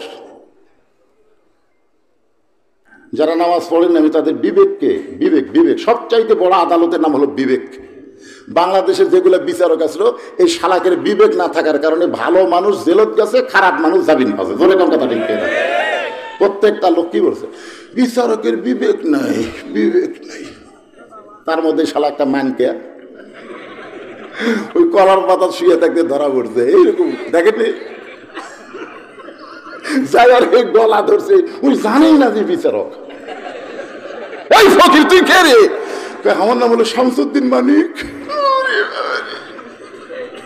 ওই সুপ্রিম কোর্টের বিচারপতি রে, আল্লামা সাইদ হুজুরকে সবাই যাবজ্জীবন দিছিল, আর এই শালা মানকে ফাঁসি দিয়েছে। কথা ঠিক কথা বলেন? 50 বছর যিনি কোরআনের হক তাফসীর করে আল্লাহর ওলি খেতাব পেয়েছেন, যিনি বহু বছর আগে বলেছেন এমন একদিন বাংলার জনগণ গাছের গোড়া ঝাঁকি মারবে, তুমি দিল্লির মামুল নিয়ে পড়বে। জোরে কোন কথা ঠিক কিনা? তার প্রত্যেকটা কথা 100%। আরে শালা মানকে তাক দিলে ফাঁসি। আল্লাহ কয় সাইদ হুজুরের ফাঁসি হবি না রে, সাইদ হুজুর জেলখানার থেকে হাসপাতালে যায় শহীদ হবি, তুই মানকে তোর বিসি হারাবো। জোরে কোন কি হারাবো?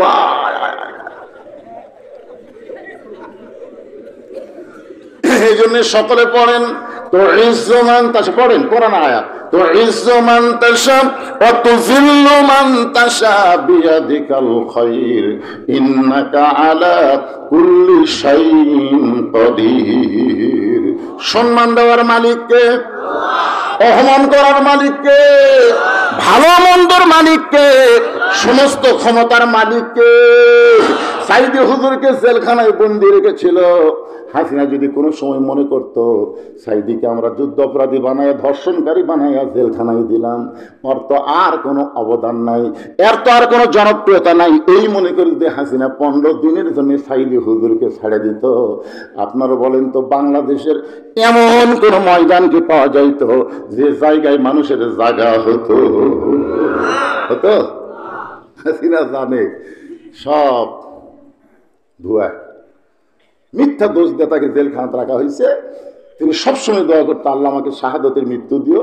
এই জন্যই তাকে জেলখানা থেকে বের করে কি হাসি দিল। হাসিটা দেখলে মনে হয় এই দুনিয়ার হাসি না, যেন জান্নাতের হাসি। জেলখানা থেকে তাকে হাসপাতালে নিয়ে গেল, হাসপাতালে নিয়ে গেলে তাকে হত্যা করা হলো। সেজন্য আমরা সকলেই বলি আল্লামা সাইদি তুমি মরনি, শহীদ হয়েছ আমরা এটাই জানি। সবাই বলেন আল্লামা সাইদি তুমি মরনি, শহীদ হয়েছ আমরা এটাই জানি।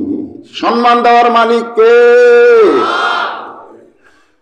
একটু মনোযোগ দিয়ে শুনবেন। আমল বিল আরকান, ঈমান অনুযায়ী যারা আমল করতে চাই, 1 নম্বরের নাম হলো নামাজ। যদি কোন 1 নম্বরের নাম কি? নামাজ যদি না থাকে লা সালাতা লা ঈমানা, যার নামাজ নাই তার কোনো ঈমান নাই। লা সালাতা লা দীনা, যার নামাজ নাই তার কোনো ধর্মই নাই।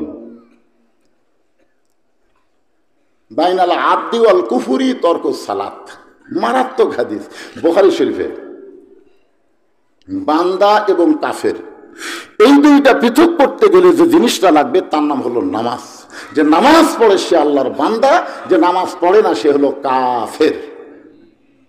এখন আমার সঙ্গে একটু বলা লাগবে বেনামাজি, আপনারা বলবেন কাফের। এটা কি আমার কথা না রাসূলের কথা? যদি আপনি কাফের না করে মুখ বন্ধ করে থাকেন, তাহলে নবীর কথার সাথে আপনার একমত, আপনি কাফের হয়ে যাবেন। নবীর কথার সাথে দ্বিমত করারও সুযোগ। এখন যে বলবো বেনামাজি, আপনারা বলবেন কাফের। যারা এসা মাগরিব পড়নি তোমরাও কও, অসুবিধা নেই, কারণ নবীর কথার সাথে তুমি একমত হলো। ফজর থেকে নামাজ ধরার নিয়ত করলো, আল্লাহ কয় ফজর থেকে নিয়ত করা মাত্রই যত নামাজ পড়ার না গুনাহ হয়েছে, নামাজ না পড়ার কারণে পাপ হয়েছে, আমি আল্লাহ সব মাফ করে দিলাম। বেনামাজি এত আসতে কোন খান? জোরে বলেন বেনামাজি। মান তারাকা সালাত মুতাম্মিদান ফাকাত কাফারা, ইচ্ছা করে এক ওয়াক্ত নামাজ যারা বাদ দিল তারা আল্লাহর সঙ্গে কুফরি করলো। আমরা যারা পুরুষ মানুষ ঈমান অনুযায়ী আমল করতে গেলে 1 নম্বর আমল হলো নামাজ, আর নারীদের জন্য 1 নম্বর আমল কিন্তু নামাজ না। আমার মা বোনেরা যারা পর্দায় বসে আছেন, আপনাদের জন্য 1 নম্বর আমল হলো পর্দা। 1 নম্বর আমল কি? আর এই পর্দা মেয়েরা করবে, করে দেওয়ার দায়িত্ব কার? কথা কয় না। আপনারা মনে করতেছেন আপনার বউ পর্দা থাকে না, হুজুর আমার কি দোষ? আমার বউ বোরকা পরে না, আমার দোষ কি? আদম আলাইহিস সালামকে যখন জান্নাত থেকে বের করে দিচ্ছে, আদম বলতেছে আল্লাহ আমি তো গন্ধম গাছের কাছেও যাইনি, গন্ধম ফলও খাইনি, হাওয়া যে আমার খিলেছে আমি বুঝবারও পারিনি। যখন বুঝবার পারছি শরবতে গন্ধম আছিল, তখন ডান হাত কার মুখের মধ্যে দিয়ে আমি রক্ত বমি করছি। এখন বলো আল্লাহ আমার দোষ কোথায়? তুমি কও আল্লাহ আমি কি গাছের কাছে গেছি? আল্লাহ কয় না। আমি কি ফল খাসি? না। আমি কি জানি যে শরবতে গন্ধম আছিল? কয় না। যখন জানিছি তখন কি আমি ঢুকেছি মারছি? আমি এই হাত ঢুকাতে বমি করছি, তা আমার দোষটা কোন জায়গায়? আল্লাহ কয় আদম হাওয়া তোমার কে হয়? আদম চিন্তা তুলে গেল, এখন হাওয়া কে হয়? বলতেছে আল্লাহ হাওয়া আমার বউ হয়। আল্লাহ কয় আদম হাওয়া তোমার কে হয়? আদম বলে আল্লাহ হাওয়া তো আমার বউ হয়। আল্লাহ কয় আদম হাওয়া তোমার কে হয়? আদম কয় আল্লাহ একই পেশার বারবার বড় কেন, আমার বউ হয়। আল্লাহকে আদম পরপর 3 বার বললাম হাওয়া তোমার কে হয়, প্রত্যেকবারই বললাম আমার বউ হয়। তো তোমার বউ কুটি যাবি, কি করবি, তুমি স্বামী হিসেবে খেয়াল করবে না? তুমি কেমন স্বামী? তোমার বউ গন্ধমের কাছে গেল, তখন তুমি কোথায় ছিলে? আমি তো খেয়াল করবো না কেন? তোর বউ স্টার জলসা থেকে, জি বাংলা থেকে, তুই খেয়াল করবি না? তোর বউ উত্তর পাড়া দক্ষিণ পাড়া ঘুরে বেড়ায়, তুই কেমন স্বামী খেয়াল করবি না? এই যে খেয়াল না করার কারণে দুই ধরনের ব্যান্ডে আল্লাহ দুনিয়াত পেটালো। আপনি কি করতেছেন? আপনার বউগুলা কি অবস্থাতে আছে আপনার খেয়াল করার দরকার আছে না নাই? জোরে কোন আছে না নাই? আমার মা বোনের যারা পর্দার অন্তর আছেন শোনেন, মেয়েদের 1 নম্বর আমলের নাম হলো পর্দা। পর্দা যদি না থাকে মা, আপনাদের একটা ইবাদত আল্লাহর দরবারে কবুল হবে না। নবী আমার ফাতেমার ঘরের মধ্যে গিয়ে মুচকি মুচকি হাসতেছে।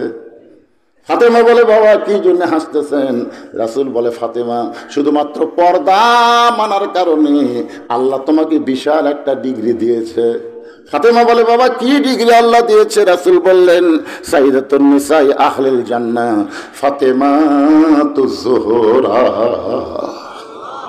শুধু এই পর্দার আমল করার কারণে আল্লাহ তোমাকে জান্নাতি নারীদের নেত্রী বানাইছে। কি খুশি না বেজার? ফাতেমা জান্নাতি নারীদের নেত্রী। নামাজ পড়ার কারণে, কথা কয় না, নামাজের কারণে, রোজার কারণে, শুধুমাত্র পর্দার কারণে। ফাতেমা বলতেছে, বাবা তাহলে আমি তো জান্নাতি নারীদের নেত্রী, আমার আর কোনো চিন্তা নাই। রাসূল বলে, ফাতেমা আল্লাহ তোমাকে জান্নাতি নারীদের নেত্রী বানাইছে এটা ঠিক, কিন্তু আল্লাহ তোমার আগে একজন নারীকে জান্নাত দিবে। আপনারা তো সুবহানাল্লাহ বলেন, কিন্তু ফাতেমা তার সুবহানাল্লাহ পায় না। রাসূল বলে, ফাতেমা আল্লাহ তোমার আগে একটা মেয়েকে জান্নাত দিবে, সুবহানাল্লাহ কও। ফাতেমা বলতেছে, না আমার আগে জান্নাতের যাবি, আমি হলাম জান্নাতি নারীদের নেত্রী, আর আমার আগে জান্নাতে যাবি। পুরুষের মধ্যে কিন্তু হিংসা নাই। আবু বকর 1 নম্বর, ওমর 2 নম্বর, ওসমান 3 নম্বর, আলী 4 নম্বর, এইভাবে রাসূল নম্বর করলো। একটা সাহাবীও কিন্তু করলো না যে আমি আলী থাকতে আবু বকর 1 নম্বর কেন? কারণ পুরুষের মধ্যে কোনো হিংসা নাই, জান্নাত পালি হলো, সুবহানাল্লাহ। কিন্তু মেয়ে মানুষের মধ্যে হিংসা আছে বাবা। হাসিনা ক্ষমতার থাকলে খালেদার শান্তি নাই, খালেদা থাকলে হাসিনার শান্তি নাই। ধরে কোন কথা? এই জন্য আগামী ইলেকশনে এই মেয়াকে মাইনাস করে দেওয়া লাগবে। ধরে কোন ঠিক কিনা? একটা মেয়ে বাংলাদেশ আর চলবে না। আজ থেকে 1400 বছর আগে রাসূল বলেছেন, মা তারাকতু বাদি আলা উম্মতি ফিতনাতুন আদাররা রাজুলু মিনান নিসা, রাওয়াহুল বুখারী কিতাবুল ফিতান। আল্লাহ রাসূল বলেছেন, আমার পর আমার উম্মতের জন্য সবচাইতে বড় বিপদ হলো মরদ মানুষের জন্য নারী নেত্রী হওয়া। 1400 বছর আগে নবী বলছে, আর আমরা কি বিপদে পড়তাম। এরশাদ চাচার পরে মনে হয় বাংলাদেশ আর কোনো মরদই নাই। কি 90 স্বৈরাচার মুক্ত করলেন, মেয়ের হাতে ক্ষমতা দিলেন, কি হলো? বিপদে বললেন। এরশাদ সরকার ক্ষমতা স্বৈরাচার হলো, কোনো বিপদ নাই। রাসূল কোনো বিপদের কথা বলে নাই। রাসূল বলেছেন, হালাকাতির রাজুলু হিনা আতাতিন নিসা, পুরুষ জাতি তখনই ধ্বংস হবে যখন তারা নারীদের আনুগত্য করবে। আপনারা ঠিক কর না কেন? বুখারী শরীফের হাদিস বলতেছি, তাও ঠিক না। তাই সামনে একটা চান্স নেন। এই মেয়া মানুষকে আর আমরা দেখবার চাচ্ছি না ভাই। আর রেজালু কাওয়ামুন আলা নিসা। এই হুজুর, এই তোরকে কি বিকেট ধরলো?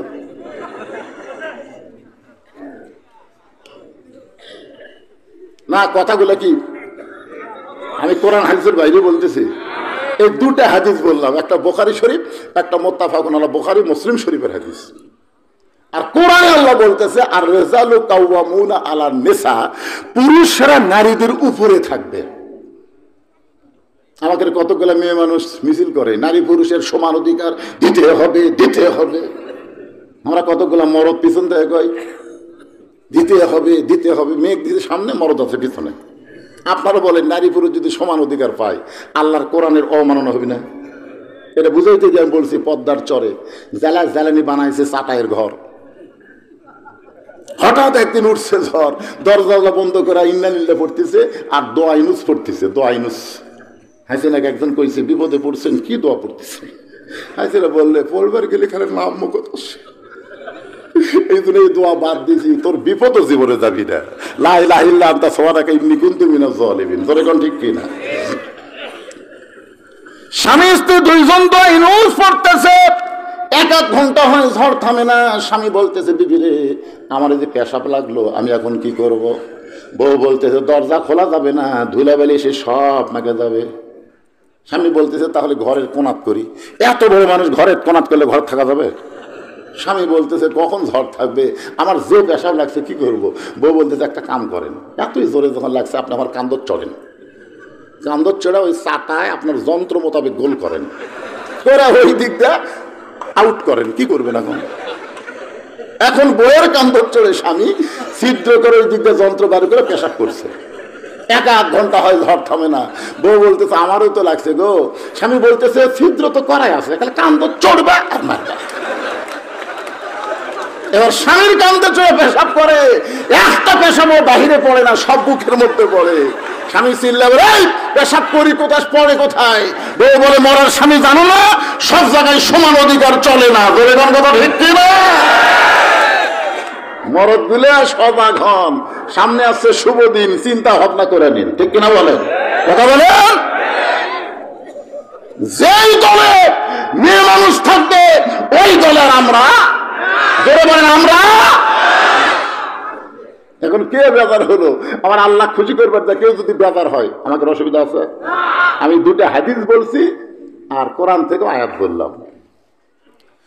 আমল বিল আরকানের উপর কথা বলতেছি। পুরুষের জন্য 1 নম্বর হলো নামাজ, নারীদের জন্য হলো পর্দা। সেইটা বুঝাইতে গিয়া নবী বলতেছেন ফাতেমা, আল্লাহ তোমার আগে একজন মেয়েকে জান্নাত দিবে। ফাতেমা বলতেছে বাবা, সে মেয়েটা এমন কি আমল করলো যে আমল করার কারণে আমার আগে আল্লাহ তাকে জান্নাত দিবে? মেয়েটার নামটা কি, বাড়ি কোন জায়গায়? রাসূল বললেন ফাতেমা, ওই যে একটা পাহাড় দেখতেছো, ওই পাহাড়ের সামনে ছোট্ট একটা জঙ্গল দেখা যায়, জঙ্গলের পাশে ছোট্ট একটা বাড়ি, ওই বাড়িটা হলো একটা কাঠুরিয়ার বাড়ি। ওই কাঠুরের বিবি জামিলাকে আল্লাহ তোমার আগে জান্নাত দিবে। আপনার তো সুবহানাল্লাহ ভালোই খুলেন। ফাতেমা বলতেছে একটা কাঠুরের বউ, সাধারণ একটা কাঠুরার বউ, আমি ফাতেমার আগে জান্নাতে যাবে এমন কি আমল করেছে? রাসূল বলে ফাতেমা কি আমল করে তোমার আগে জান্নাতে যাবে যদি জানতে চাও তাহলে তদন্ত করে জেনে নাও। পরদিন আসরের নামাজের পরে চুপি চুপি ফাতেমা ওই জামিলার ঘরের দরজায়, জামিলা আমি নবীর মেয়ে ফাতেমা তোমার ঘরে একটু ঢুকবার চাই। জামিলার দরজায় ছোট বাচ্চার মতন কাঁদতেছে। ফাতেমা বলে জামিলা কান্দার কারণ? জামিলা বলতেছে আমার সারা জীবনের সাধনা, আমি নবীর মেয়ে ফাতেমাকে এক নজর দেখবার চাই। ফাতেমা বলতেছে পাগলি নাকি, দরজা খুললি তো আমার সঙ্গে তোমার দেখা হবে। জামিলা বলতেছে দরজা খুলতে বড় ভয় পাচ্ছি, কারণ স্বামী আমার বাড়িতে নাই, আর স্বামীর হুকুম ছাড়া ফাতেমার জন্য দরজা খুলতেও আমি ভয় পাই। ফাতেমা কয় আল্লাহ রে, একটা মেয়ে মানুষ আর একটা মেয়ের জন্য দরজা খুলবি, এটি স্বামীর হুকুম লাগবি? ফাতেমার আকর্ষণ বেড়ে গেছে। ও বাবা, তাই স্বামীর হুকুম ছাড়া দরজা খোলে না, তার বাড়ির মধ্যে ঢুকতেই হবে কোন আমলের কারণে আমার আগে জান্নাতে যাবে। জামিলা বলতেছে গো নবীর মেয়ে ফাতেমা, আজকের মতো আপনি ফেরত যান, আগামীকাল আপনি এই সময় আসবেন, আসা মাত্র আমি দরজা খুলে দেব, কারণ স্বামী আমার রাত্রে বাড়িতে আসলে স্বামীর কাছ থেকে হুকুম নিয়ে রাখবো। ফাতেমা বললেন অবশ্যই আগামীকাল আসবো ইনশাআল্লাহ। আপনারা বলেন তো আকর্ষণ বাড়ছে না কমছে? ভিতরে না ঢুকলে তো বোঝা যাবে না কোন আমলের কারণে আল্লাহ আমার আগে তাকে জান্নাত দিবে। পরের দিন আসরের নামাজের পরে ফাতেমা চুপি চুপি যখন জামিলার বাড়ির দিকে রওনা দেয়, এমন সময় ছোট্ট ছেলে হোসাইন মায়ের সামনে দাঁড়ায় বলে মা, আপনি গতকাল বিকালবেলা কোথায় গেছিলেন মা? এত খোঁজাখুঁজির পরে আমি পাইলাম না, আজকে আবার চোরের মতন কোথায় যান? আমি হোসাইন আপনার সঙ্গে যাবার চাই। যদি সন্তানকে হোসেন সঙ্গে করে ফাতেমা যখন জামিলার বাড়ির দরজায়, হোসেন বলতেছে মা এই ভাঙ্গা বাড়ির দরজায় গতকাল কেন আইছিলেন, আবার আজকেও কেন আইছেন মা? এই বাড়িতে এমন কি আছে যার জন্য আমার মা এই বাড়ির দরজায়? এমন সময় ফাতেমা বলতেছে জামিলা তুমি কি এখন দরজা খুলে দিবে? জামিলা বলতেছে 1 ঘন্টা হলে দরজা দাঁড়িয়ে আছে, আপনি আসা মাত্রই দরজা খুলে দিব। ফাতেমা বলতেছে তাহলে কেন দেরি করতেছো? জামিলা বলে ছোট্ট একটা বাচ্চা আপনাকে মা মা বলে ডাকতেছে, ওই বাচ্চাকে নিয়ে যদি আপনি ঢুকতে চান তাহলে আজকের মতো আপনি ফেরত যান, কারণ আমার স্বামী শুধু আপনার ব্যাপারে হুকুম দিয়েছে। আপনি একটা সন্তান নিয়ে আসবেন সেই ব্যাপারে তো স্বামীর হুকুম নেওয়া হয় নাই। সঙ্গে সঙ্গে হোসেন বলে মা আমি তোমার সঙ্গে থাকার কারণে যে মেয়েটা ঘরের দরজা খোলে না এই খারাপ মেয়ের কাছে তুমি কেন আইছো মা? এই খারাপ মেয়ের কাছে তুমি কেন আইছো? সঙ্গে সঙ্গে ফাতেমা হোসেনকে বুকের মধ্যে নিয়ে মুখে একটা চুমা দে বলে বাবা তুমি তাকে খারাপ মেয়ে বলতেছো, তোমার নানা বলেছে ওই মেয়েটা তোমার মায়ের আগে জান্নাতে যাবে। তুমি যারে খারাপ বলতেছো তোমার নানা কি কয়? তোমার নানা কয় ওই মেয়েটা তোমার মায়ের আগে জান্নাতে যাবে। সঙ্গে সঙ্গে হোসেন বলে মা তাহলে অযথা এই দরজা ঘুরে কোনো লাভ নাই, আসল জায়গায় যাওয়া লাগবে। ফাতেমা বলতেছে হোসাইন আসল জায়গা কোনটা? হোসেন বলতেছে আসল জায়গা না চিনলে কোনদিন তুমি আল্লাহর আমল করতে পারবে না। আমল বিল আরকান, আমল বিল আরকান এটা জানবার গেলে আসল চেনা লাগবে। আসল কি? মনে হে বড় আশা ছিল আমি যাব মদিনায়। আব্দুল আলিমের গান বন্ধ করে দিছিল জানেন? আব্দুল আলিম মনে বড় আশা ছিল যাবো মদিনায়, এই গানটা বাদ দিয়ে তুমি গান গাও। মনে বড় আশা ছিল যাবো মক্কা মদিনায়। তুমি মক্কা বাদ দিয়ে খালি মদিনায় যাবার চাও। মক্কায় 1 রাকাত নামাজ পড়লে 1 লক্ষ রাকাত নামাজের সওয়াব, আর মদিনাতে 1 রাকাত পড়লে 50,000 সওয়াব। তুই মক্কা বাদ দিয়ে খালি মদিনার কথা কও। সঙ্গে সঙ্গে আব্দুল আলিম বললেন কুল ইন কুনতুম তুহিব্বুনাল্লাহ ফাত্তাবিউনি ইউহিব্বুকুমুল্লাহ। রে দুনিয়ার আলেমরা শোনো, ওই মদিনার মানুষটাকে যদি কলিজার মধ্যে জায়গা দিবার পারো, মদিনার মানুষটার সুন্নত আদর্শ যদি মেনে নাও, তাহলে শুধু মক্কা নয় মক্কার মালিক পর্যন্ত তোমার হয়ে যাবে। এখন বলেন আসল জায়গা মক্কা না মদিনা? কথা কয় না। এরা শোনার পরেও আপনাকে মনে মক্কা মক্কা হয়? রাসূল আছে যেখানে ইসলাম গেছে সেখানে। জনগণ কথা ঠিক কিনা? হিজরত করে নবী মদিনাত গেছে, ইসলাম মদিনায় আছে। হতে মক্কার পরে মক্কা বিজয়ের পরে নবী কাবার ঘরে দরজা খুলে দেখে 360টা মূর্তি কাবার ভিতরে। ওমর ফারুক বলেন ইয়া রাসূলুল্লাহ কাবা ঘরের মধ্যে মূর্তি। আল্লাহ রাসূল বলেন ওমর আমরা যেখানে ইসলাম সেখানে, আমরা যেখানে না ইসলাম সেখানে থাকবে না। কাবার কোনো ক্ষমতা আছে? মূর্তি সব মূর্তি বার করে ভাঙ্গা চুরমার করা হলো। আমাদের নবী মূর্তি ভাঙ্গার, আমরা তার উম্মত হয়ে মূর্তি আদর করার না, আমরাও ভাঙ্গার। জোরে কোন কথা ঠিক কিনা? তাই বলে আমরা হিন্দুকের মূর্তি ভাঙবো না।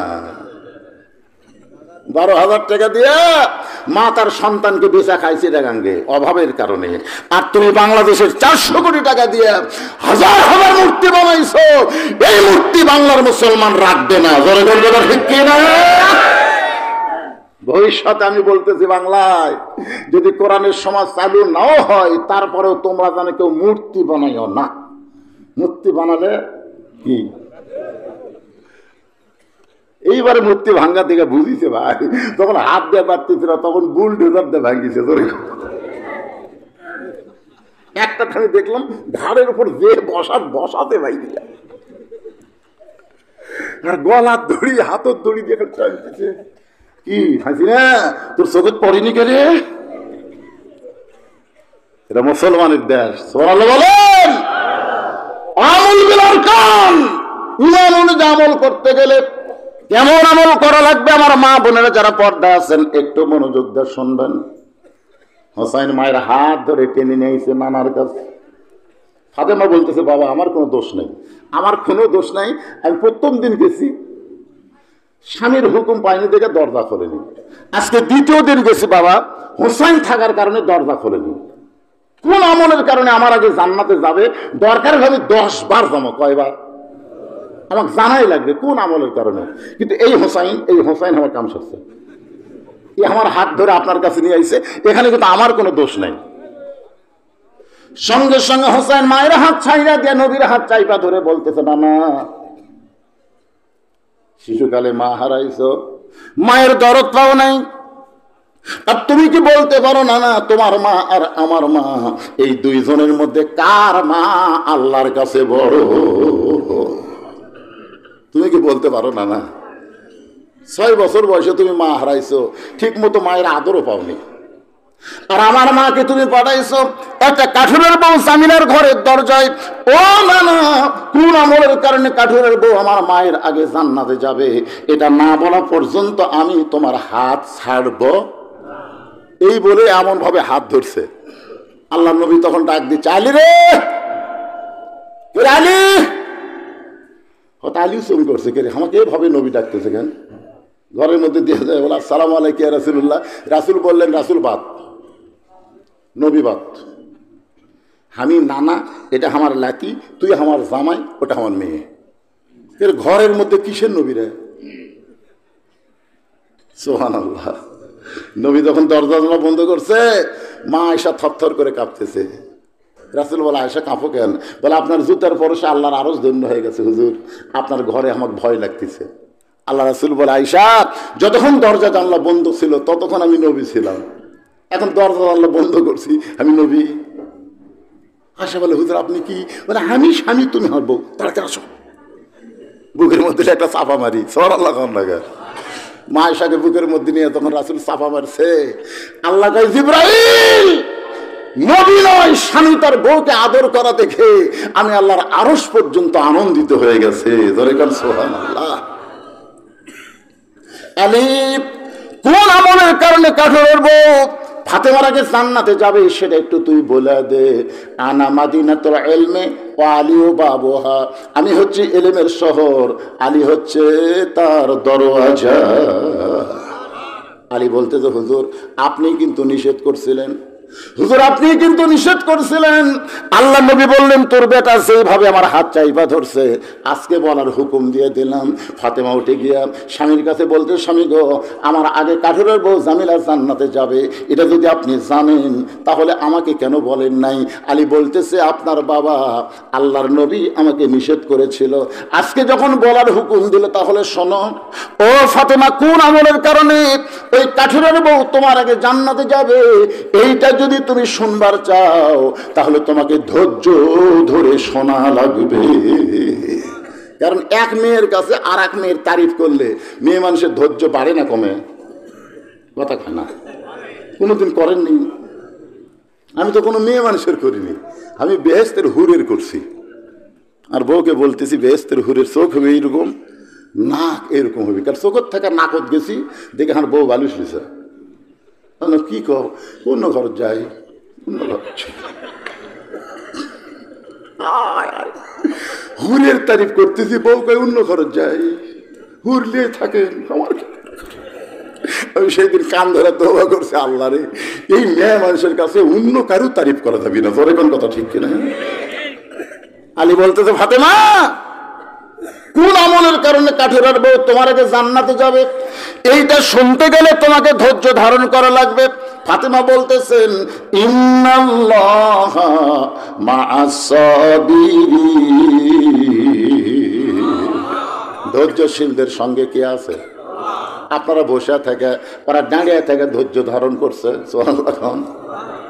ঘড়ির দিকে তাকিয়ে দেখেন 1 ঘন্টার বেশি হয়ে গেছে। এই লম্বা সময় দাঁড়িয়ে থাকা যারা ধৈর্য ধারণ গ্রহণ করে আলোচনা শুনতেছেন একটু খেয়াল করবেন, ধৈর্যশীলদের সঙ্গে কে থাকে? আরো জোরে বলেন। আলী বলতেছেন, ফাতেমা তোমার কি মনে আছে একদিন দুপুর বেলায় তুমি আমার কাছে এসে কান্না শুরু করে দিলে।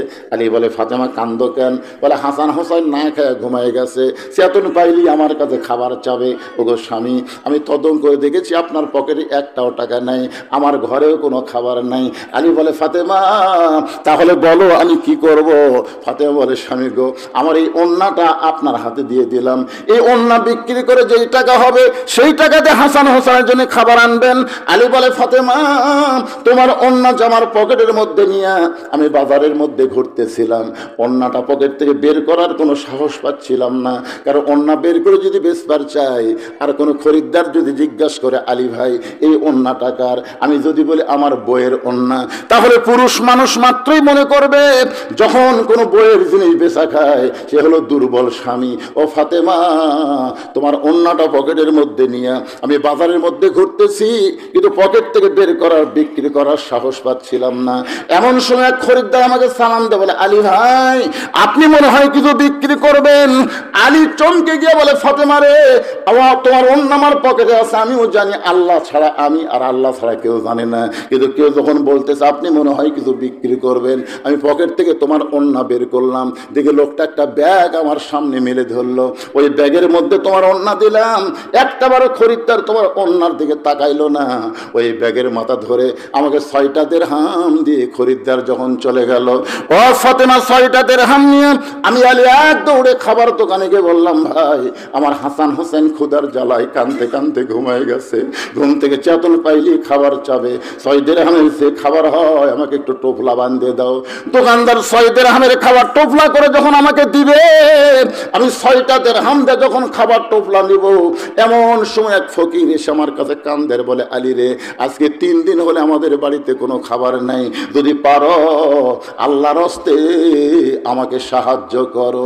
আলী বলে, ফাতেমা আমার এত রাগ হয়ে গেল, আমি সন্তানদের জন্য অন্য বিক্রি করে খাবার নিব, আর ফকিরদার যখন আমার কাছে সাইল করে আমার এত রাগ হয়ে গেল, আমি যেন ফকিরকে বলি মাফ করো, কিন্তু আল্লাহর কোরআন আমার সামনে এসে বলতেছে, আম্মা সাইলা ফালা তানহার, আলী রে সাইলকারীর সঙ্গে খারাপ ব্যবহার করিস না। আমি নিয়ত করলাম 6টা দিরহামের 1টা দিরহাম ফকিরকে দিব, 5টা দিরহামের খাবার নিব। এই নিয়ত করে ফকিরকে যখন 1টা দিরহাম দিবার চাই, এমন সময় আল্লাহর কোরআন আমাকে বলতেছে, ওমা তুনফিকু মিন শাইইন ফি সাবিলিল্লাহি ওয়াফা ইলাইকুম ওয়া আনতুম লা তুজলামুন। আলী রে ফকিরকে 1টা দিরহাম দিবি, আল্লাহ তোকে 10টা দিরহাম দিবে, ফকিরকে 2টা দিরহাম দিবি, আল্লাহ তোকে 20টা দিরহাম দিবে। আলী তুই যদি 6টা দিরহাম ফকিরকে দান করিস রে আলী, আল্লাহ তোকে 60 দিরহাম ফিরে দিবে। আলী বলে, ফাতেমা আল্লাহর কোরআনকে বিশ্বাস করে ফকিরকে 6টা দিরহাম দিলাম। ফকির হাসতে হাসতে যখন চলে যায়, দোকানদার বলতেছে, আলী ভাই খাবার টোপলা হয়ে গেছে, এখন টোপলার খবর কি? আলী বলতেছে, 1 টোপলাতে আমার হবে না ভাই, তুমি 2 বস্তা খাবার প্যাকেট করো। আমি দোকানদারকে 2 বস্তা খাবার প্যাকেট করার কথা বলে আমি বাজারের মধ্যে ঘুরতেছিলাম, আর মনে মনে বিশ্বাস করে বলতেছিলাম, আল্লাহ তুমি বলেছো আমা তুনফিকু মিন শাইইন ফি সাবিলিল্লাহি ওয়াফা ইলাইকুম ওয়া আনতুম লা তুজলামুন। আল্লাহ তোমাকে যে দেয় তুমি তাকে ফিরিয়ে দাও, 1 দিলে তুমি 10 দাও, কিন্তু আল্লাহ আমি ইনটি পকেটে একেবারে খালি পকেটে বাজারে ঘুরতেছি, আমারে তুমি কখন দিবা? আলী বলে, ফাতেমা এমন সময় দেখে এক ব্যক্তি উট নিয়ে আমার কাছে, আলী ভাই উটটাকে আপনি কিনবেন? আমি বললাম, 1টা টাকাও তোমার পকেটে নাই, উটটা কেমনি কিনবো? উটওয়ালা বলতেছে, 100 দিরহাম বাকিতে উটটা কিনবেন, এটা কিনে আপনি বাজারে বিক্রি করে টাকা দিবেন। আলী বলে, ফাতেমার জীবনে এত বড় সুযোগ, 100 দিরহামে বাকিতে উটটা কিনে। যেই মাত্র উটের দোকানে বাজারে গেলাম, চারিদিক থেকে মানুষ আমাকে ছাকে ধরে বলতেছে, এত বড় আলেম হইয়া এই উটের ব্যবসা কবে শুরু করলেন? এত বড় আলেম হইয়া আল্লাহ রাসূল হাদিসে বলেছেন, আল্লাহ রাসূল বলেছেন, যে কোরআন শিক্ষা গ্রহণ করে অপরকে শিক্ষা দেয় সব চাইতে সম্মানী ব্যক্তি, খায়রুকুম মান তাআল্লামাল কুরআন ওয়া আল্লামা। আর আপনি হলেন পৃথিবীর সবচাইতে বড় আলেম। আপনি কোরআনের শিক্ষা দেওয়া ছাড়া, আল্লাহ রাস্তায় দাওয়াত দেওয়া ছাড়া এই উট বেচা ব্যবসা কবে থেকে শুরু করলেন? আলী বলে, ফাতেমা মানুষ যখন আমাকে তিরস্কার করা শুরু করলো, এমন সময় এক খরিদ্দার বলতেছে, আলী ভাই হাট বাজারে ভালো মানুষ বেশিক্ষণ থাকা চলবে না, এই উটটা কত দিয়ে বিক্রি করবেন? আমি বললাম ভাই যে বিপদের মধ্যে পড়ছি ভাই, তোর যা মনে হয় তাই দিয়ে তুই কিনালে। খরিদ্দার বলতে আলী ভাই 160 দিরহাম দিয়ে কিনতে চাই। আলী বলে ফাতেমা 160 দিরহাম উটটা বিক্রি করে 100 দিরহাম উটওয়ালারে ফেরত দিয়া বাকি 60টা দিরহাম নিয়ে দোকানে গেলাম। ও দোকানদার ভাই খবর কি? বলে 2 বস্তা খাবার প্যাকেট করেছি, দাম কত? বলে 60টা দিরহাম দিলেই চলবে। আলী বলে ফাতেমা এই 60টা দিরহাম দিয়ে 2 বস্তা খাবার 2 কান্দে করে আমি বাড়ির দরজায়, তোমার কি মনে আছে আমাকে দেখা মাত্রই তুমি দরজা বন্ধ করে দিলে? দেখা মাত্রই দরজা বন্ধ। আলী বলে ফাতেমা বড় ক্লান্ত হয়ে আইছি, তাড়াতাড়ি দরজা খোলো। ফাতেমা বলতেছে গো স্বামী, অন্যা বিক্রি করে টাকা দিয়া বড় জোর 1 টোপলা খাবার হবে, আপনি 2 বস্তা খাবার কোথায় পাইলেন? যতক্ষণ না বলবেন ততক্ষণ দরজা খুলবো না। আপনি 10,000 টাকার চাকরি করেন, 20,000 টাকার বাসা ভাড়া নেন, টাকা কোথায় পান? স্ত্রী হিসাবে জানার অধিকার আছে না নাই? দরকার আছে না নাই? আজকে প্রত্যেকটা স্ত্রী যদি মনে করত না খাইয়া মরে যাব কিন্তু হারাম খাবো না, বাংলাদেশের একটা স্বামীও দুর্নীতি করতো না। ধরে কোন ঠিক কিনা? অন্য বিক্রি করে টাকা দিয়া বড়জোর 1 টোপলা খাবার হবে, আপনি 2 বস্তা খাবার কোথায় পাইলেন? আলী বলতেছে ফাতেমা খালি দরজা খুলে দাও, ভিতরে গিয়েই তোমাকে বলতেছি। ফাতেমা বলতেছে আগে বলেন তারপরে দরজা খুলবো, দরকার হলে আমার হাসান হোসেন না খায়া মরবে, কিন্তু আপনার ওই 2 বস্তা আমারও দরকার লাগবে না। আলী বলতেছে ফাতেমা একটাবার দরজা খোলো। ফাতেমা বলতেছে আগে বলেন তারপরে খুলবো। আল্লাহর কোরআন বলে আলী রে বইয়ের কাছে ছোট হোস না, আর রিজালু কাওয়ামুনা আলান নিসা। আলী বলতেছে ফাতেমা তুমি যখন দরজা খুললে না তখন 2 বস্তা খাবার নিয়ে রাগ করে নবীর কাছে আসলাম। নবী তখন বসেছিলেন, বসা নবী উঠে এসে আমাকে বললেন আলী দে দে, তুই বড় ক্লান্ত হয়ে গেছিস, তোর কাঁধের বস্তা আমি নামায় দেই। আল্লাহর নবী 2 বস্তা আমার কাঁধ থেকে নামায় নিয়ে আমার কপালে একটা চুমা খাইলেন। আমি খুশি না হওয়াতে নবী বললেন আলী তোর কাঁধ থেকে বস্তা নামায় নিয়ে তোর কপালে চুমা দিলাম, এরপরেও তুই কেন খুশি না? আমি বললাম নবী গো আপনি ভালো, কিন্তু আপনার মেয়ে তো ভালো না। আপনি আমার কপালে চুমা দিয়ে কাঁধ থেকে বস্তা নামাই নিলেন, কিন্তু আপনার মেয়ে বাড়ির দরজা খুললো না। রাসূল বলে আলী ফাতেমা যদি দরজা খুলতো তাহলে তুই আমার কাছে আসতি। আলী বলতে হুজুর দরজা খুললে আবার কেমনে আসবো? রাসূল বলে আলী রে ফাতেমা দরজা না খোলার পেছনে কারণ হলো তোর কাছে যে খরিদ্দার অন্না কিনেছে। তুই কি বলতে পারিস আলী কে অন্না কিনেছে? আলী বলতেছে ইয়া রাসূলুল্লাহ আমি জানি না। রাসূল বলে আলী তুই কি বলতে পারিস কোন ফকির তোর কাছে ভিক্ষা চাইছে? আলী বলতেছে ইয়া রাসূলুল্লাহ আমি জানি না। নবী বলে আলী রে কে তোর কাছে উট বিক্রি করলো আর কে তোর কাছ থেকে উট কিনলো তুই কি বলতে পারিস? আলী বলতেছে রাসূলুল্লাহ আমি তো কিছুই জানি না। রাসূল বলে আলী রে ফাতেমা দরজা না খোলার পিছনে কারণ হলো তুই রাগ করে আমার কাছে আসবি, আর এই 4টি বিষয় আমি নবী তোরে জানায়া দিব। লিল্লাহি তাকবীর। কে তোর কাছ থেকে অন্য কিনলো জানার দরকার আছে না নাই? কোন ফকির তোর কাছে ভিক্ষা নিল, কে তোর কাছে উট বিক্রি করলো, কে আবার খরিদ্দার হয়ে উটটা নিল, তুই যদি শুনতে আসিস আলী তাহলে ধৈর্য নিয়ে আমার সামনে বস। ফাতেমা বলতেছে জামিলা আমার আগে জান্নাতে কেমনে যাবে সে ওয়াজ বাদ দে, এটা কি ওয়াজ শুরু করছেন? আলী বলতেছে এই জন্যই তো বললাম ধৈর্য ধরা লাগবে।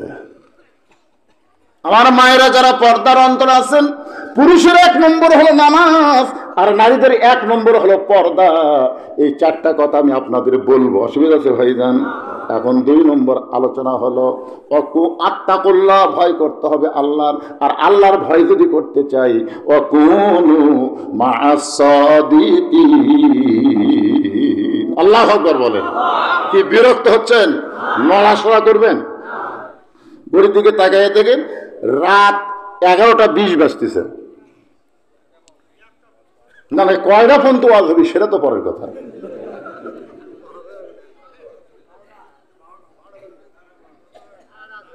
আপনারা বসে আছেন, আপনাদের নিয়ে আমার কোনো টেনশন নেই, কিন্তু খারাপ হওয়া লোকগুলো চিন্তা করে কি দৌড়ি মারে নাকি? এখন আসেন, এটা খুব মারাত্মক কথা ভাইজান। এই যে 2টা পয়েন্ট, আত্তাকুল্লাহ, ভয় করতে হবে কার? আরো জোরে জোরসে বলুন। কিছুক্ষণ আগে আসরের নামাজ পড়ছে, কিছুক্ষণ আগে নামাজ পড়ে জমির ধান দেখবার গেছে, যা থেকে উপর জমির পানি, নিচে জমির পানি নেই, নিচে জমিটা হর যাই নামাজ পড়ে দেখবার গেছে, তারই জমির কি নেই, পানি নেই। চিন্তা করতেছে উপরে এত পানি, আমারটার পানি নেই। এভাবে চারিদিকে তাকায় দেখে কেউ নেই, আস্তে করে বসে হাত দিয়ে আল কাটে দিচ্ছে, ওই পানি দিয়ে হাত ধোছে, ধুয়ে আবার দাঁড়ায় চারিদিকে তাকায় বলতেছে আলহামদুলিল্লাহ, কেউ দেখেনি। আপনারা বলেন তো লোকটা ইমান আছে? আত্মাকুল্লার 1 নম্বর ব্যাখ্যা হলো কেউ না দেখলো আল্লাহ দেখতেছে, এই ভয় তার কলিজার মধ্যে থাকবে। আমাদের বাংলাদেশের মুসলমানের এই ভয়টা কলিজার মধ্যে রাখতে গেলে অকুনু মা'আস-সাদিকিন, সত্যবাদীর সাথী হওয়া লাগবে।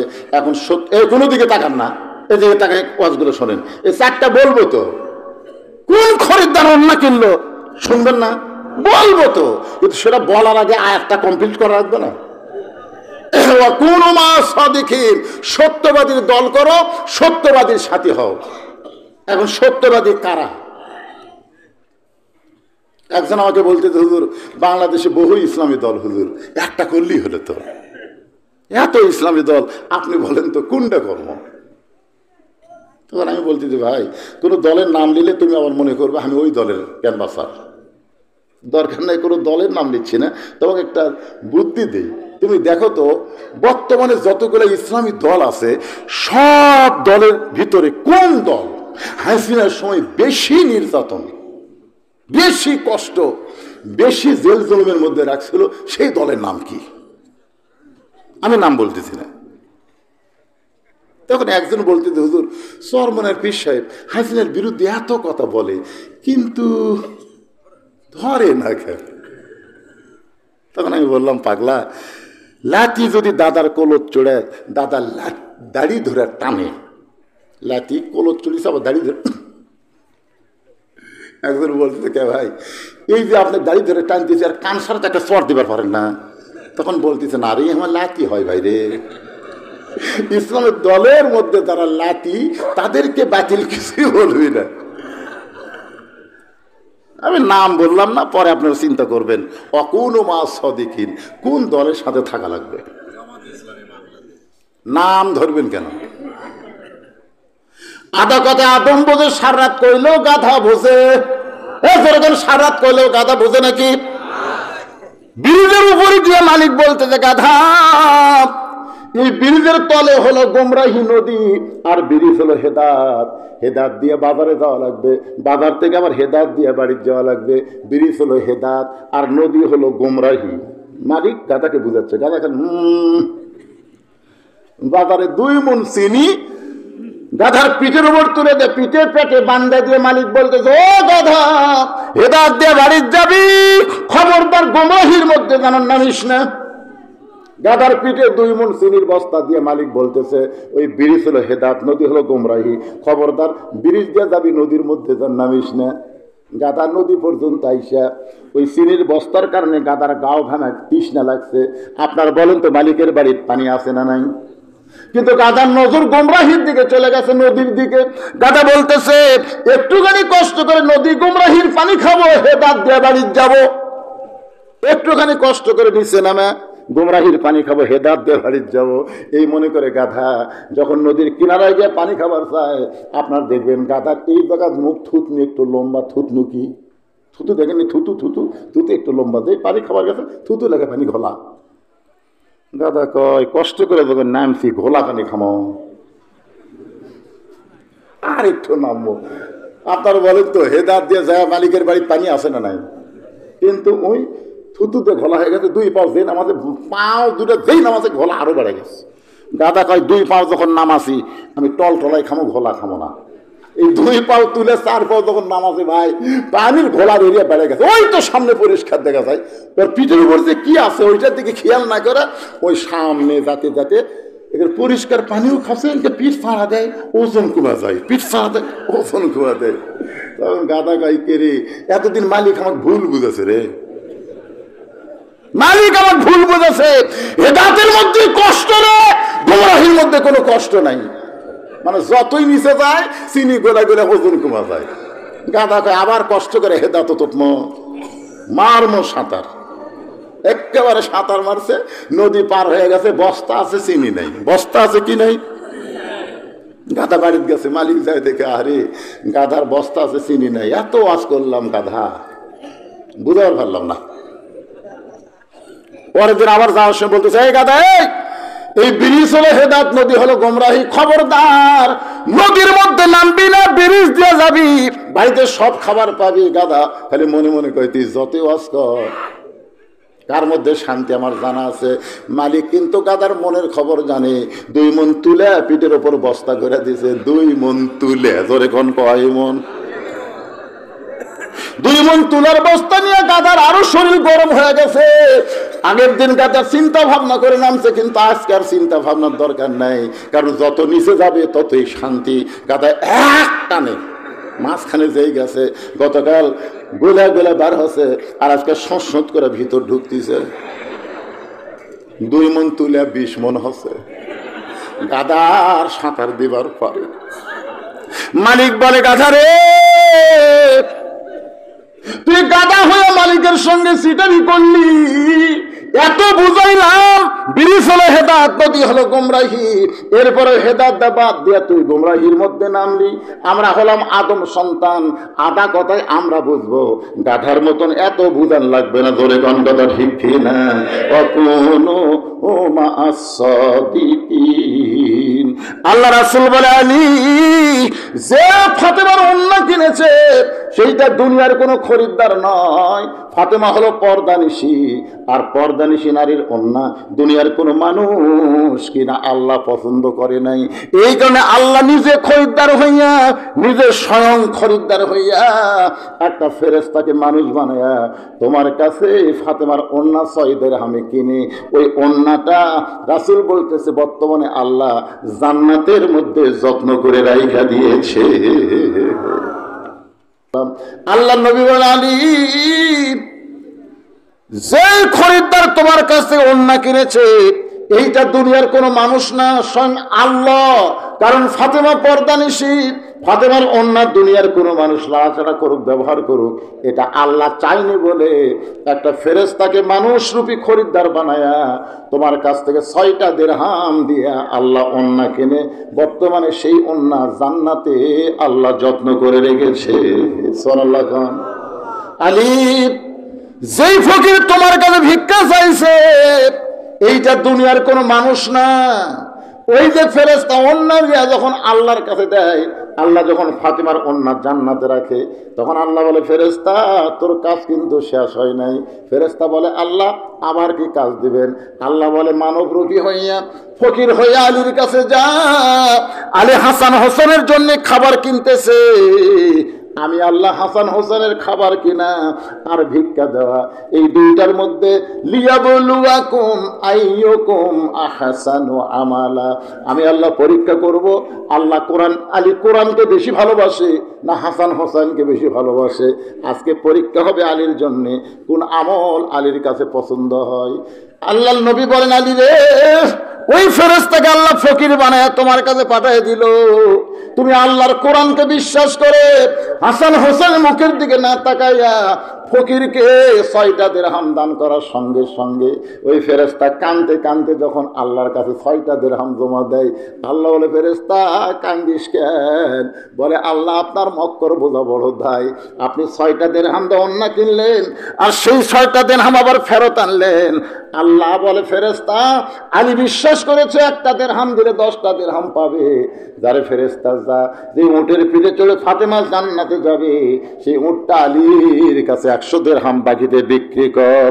আলী বলে ফাতেমা ওই উটটা 100 দিরহামে ওই উটল আমার কাছে বিক্রি করে। নবী বলেছে, আল্লাহ নবী বলে আলী রে তুমি যখন 100 দিরহামে বাকিটা উটটা কিনে বাজারের মধ্যে বিক্রি করবার গেছো, চারিদিক থেকে মানুষ যখন তোমাকে নিয়ে তিরস্কার করতেছে, এত বড় আলেম হইয়া উটের বাজারে কেন ঘুরতেছে ও আলী? তখন ওই ফেরেশতাকে আমি আল্লাহ খরিদ্দার বানায়া তোমাকে 100 দিরহাম 160 দিরহাম দিয়া উটটা কেনার পরে ওই 100 দিরহাম উট আল্লাহরে দেয়া আর 60টা দিরহাম দিয়ে তুমি 2 বস্তা খাবার কিনলে। ফাতেমা বলে, স্বামী গো, আমার আগে কাঠুরের বউ জামিলা কেমনে জান্নাতে যাবে? এইটা না বলে আপনি কি ওয়াজ করেন? এই দানের ওয়াজ তো আমি শুনবার চাই না। আমি শুনবার চাই কাঠুরের বউ জামিলা আমার আগে জান্নাতে কেমনে যাবে, তার আমলটা কি? আলী বলতেছেন, ফাতেমা তাহলে শোনো, তুমি জান্নাতি নারীদের নেত্রী হওয়ার কারণে আল্লাহ তোমাকে হেঁটে হেঁটে জান্নাতে নেবে না, উটের পিঠে করে আল্লাহ তোমাকে জান্নাতে নিবে। কারণ তুমি হইলা সাইয়্যিদাতুন নিসাই আহলাল জান্নাহ, জান্নাতি নারীদের তুমি সর্দারিনী হওয়ার কারণে আল্লাহ তোমাকে উটের পিঠে করে জান্নাতে নিবে। উটটা চলতে চলতে ওই তো জান্নাতের দরজা দেখা যায়, আর মাত্র 100 ধাপ গেলেই জান্নাত পাওয়া যাবে। কিন্তু ওখানে উটটা ব্রেক করবে, ফেরেশতারা বলবে, আল্লাহ, ফাতেমা যেই উটের পিঠে চড়ে জান্নাতে রওনা দিল, সেই উটটাতে ব্রেক করলে এখন করব কি? আল্লাহ বলে, ফেরেশতা, উটটা যদি সহজে যাবার না চাই, উটটাকে টেনে টেনে জান্নাতে নিয়ে যাওয়া লাগবে। ফেরেশতা বলে, আল্লাহ, উটের কি ধরে টানবে? উটের তো টানার মতন কিছুই নাই। আল্লাহ বলে, ফেরেশতা, তাহলে শোনো, 6টা দিরহাম দিয়ে ফাতেমার ওন্না কিনে আমি জান্নাতের মধ্যে যত্ন করে রাইখা দিয়েছি, ওই ওন্নাটা নিয়ে আসে উটের গলায় বেঁধে দাও। আলী বলতেছেন, ফাতেমা, তোমার ব্যবহৃত ওন্নাটা উটের গলায় বেঁধে দেওয়ার পরে এক মুড়া যখন নিচে ঝুলতে থাকবে, তখন ফেরেশতারা বলবে, আল্লাহ, এখন উটটাকে কে টেনে টেনে জান্নাতে নিয়ে যাবে? ফেরেশতারা বলবে, আল্লাহ, কে টেনে জান্নাতে নিয়ে যাবে? এমন সময় আল্লাহ বলবেন, জামিলা রে, কাঠুরার বিবি জামিলা, তোমার স্বামী সব সময় দোয়া করত, যখনই 2টা হাত তুলতো তখনই বলতো, আল্লাহ, আমার যে বউটা আমার হুকুম ছাড়া ফাতেমার জন্য দরজা খোলে না, আমার সেই বউটাকে তুমি সবার আগে জান্নাত দিও।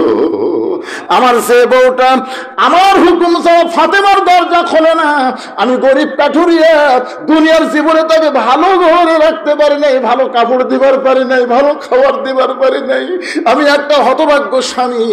এমন স্বামী ভক্ত বউ পাওয়ার পরে আমি খুশি হয়ে তোমার কাছে কান্দি, আল্লাহ, আমার জামিলাকে তুমি সবার আগে জান্নাত দিও।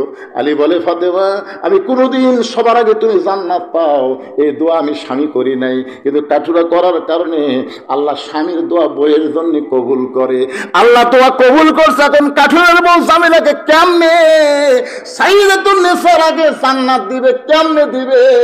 আল্লাহ হিকমত করে বলবে, জামিলা, আমার ফাতেমা জান্নাতে যাবে, উটটা যখন যাবার চায় না, তুমি অন্যার নিচে ধরে উটটাকে টেনে টেনে জান্নাতে নিয়ে যাও। তুমি ফাতেমা মনে করবা আমি জান্নাতে যাচ্ছি, আমি জান্নাতে যাচ্ছি, কিন্তু আল্লাহর হিকমত হলো উটের পিঠ থেকে তোমার পা জান্নাতে পড়ার আগে ওই জামিলার পা জান্নাতে আগে যাবে। সঙ্গে সঙ্গে ফাতেমা বলে, আল্লাহ, যেই মেয়েরা পর্দার মধ্যে থাকবে আর যেই মেয়েরা স্বামীর কথা মতো চলবে, ওই সকল মেয়েদেরকে ফাতেমা জামিলার সঙ্গে জান্নাত দিও। পুরুষের 1 নম্বর হলো নামাজ, আর নারীদের 1 নম্বর হলো পর্দা। আমার মা বোনদের জন্য যে ওয়াজটা করলাম, এই 2টা যদি আমল করে, 1 নম্বর পর্দা, 2 নম্বর স্বামীর কথা মতো চলা, নামাজ আর রোজা মেয়েদের কোনো কষ্ট না। ধরে কন ঠিক কিনা? অনেক মেয়ে আমাকে কয়, হুজুর, সবে মেয়েরাদের কয় রোজা? আমি কইলাম, একটা মরদ আমার কোনোদিন কয়নি, এই মেয়েরা। আমি কইলাম, বাবা, মেয়েরাদের কোনো রোজা নাই। কি বলো হুজুর?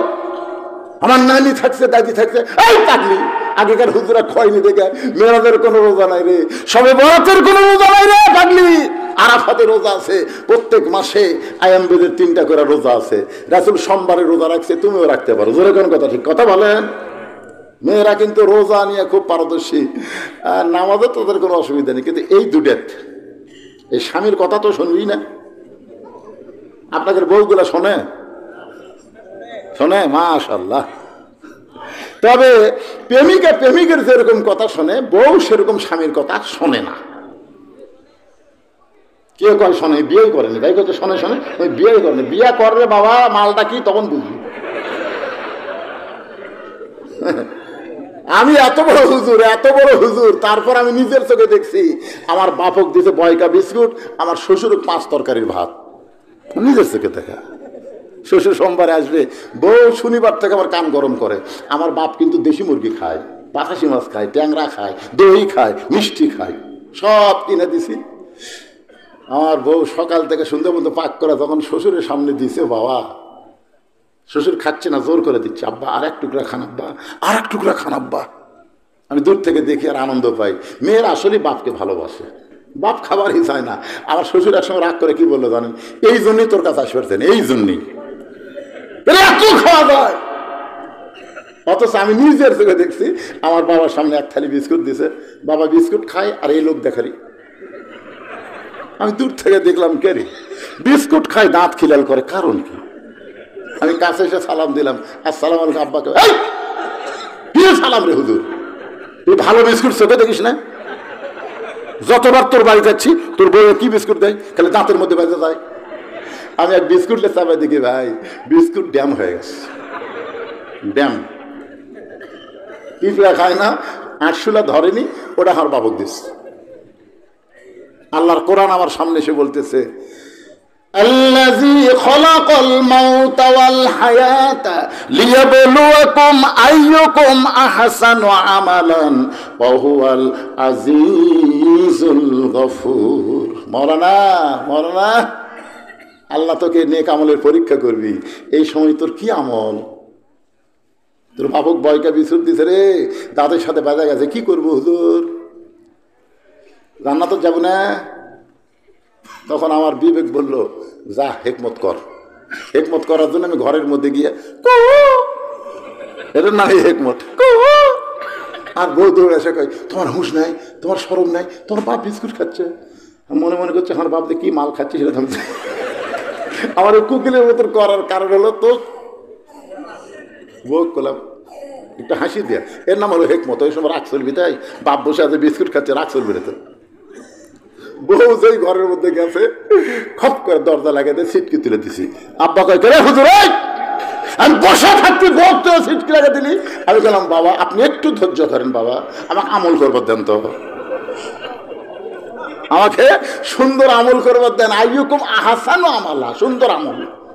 বাপ মনে মনে করে ছিটকি লাগাতে তুই সুন্দর আমল করবো, বাপ কি বুঝতে পারছে? তাই আমি ছিটকি লাগাতে এই জায়গাটা হাত দিল। রে পকড়নি, তুই কি মনে করছিস তুই যদি সকালে মরিস বিকালে বিয়ে করবো? কি মনে করছিস কালো হুজুরদের আমার দাম নাই?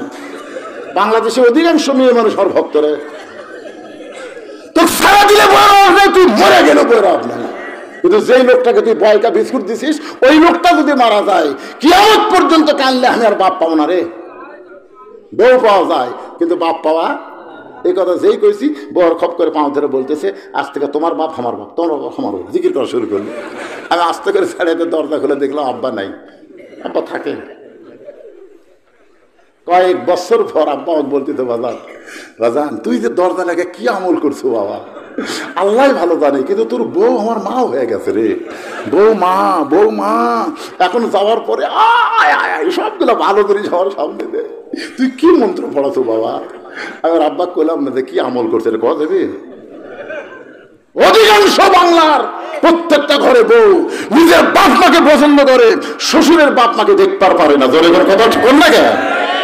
আর বাপের গ্রামের ফকির আসলে কয় আমার গ্রাম সম্পর্কে চাচা হয়, ফকির বলে আর চাচা। আর শ্বশুরের ভাই যদি ডাকে বৌমা, আপনাকে তো আমি চিনি না। ও তুই শ্বশুরের ভাই চিনিস না, তুই ফকির চিনিস? এরকম মেয়ে মানুষ আছে না নাই? যেরকম আছে না নাই?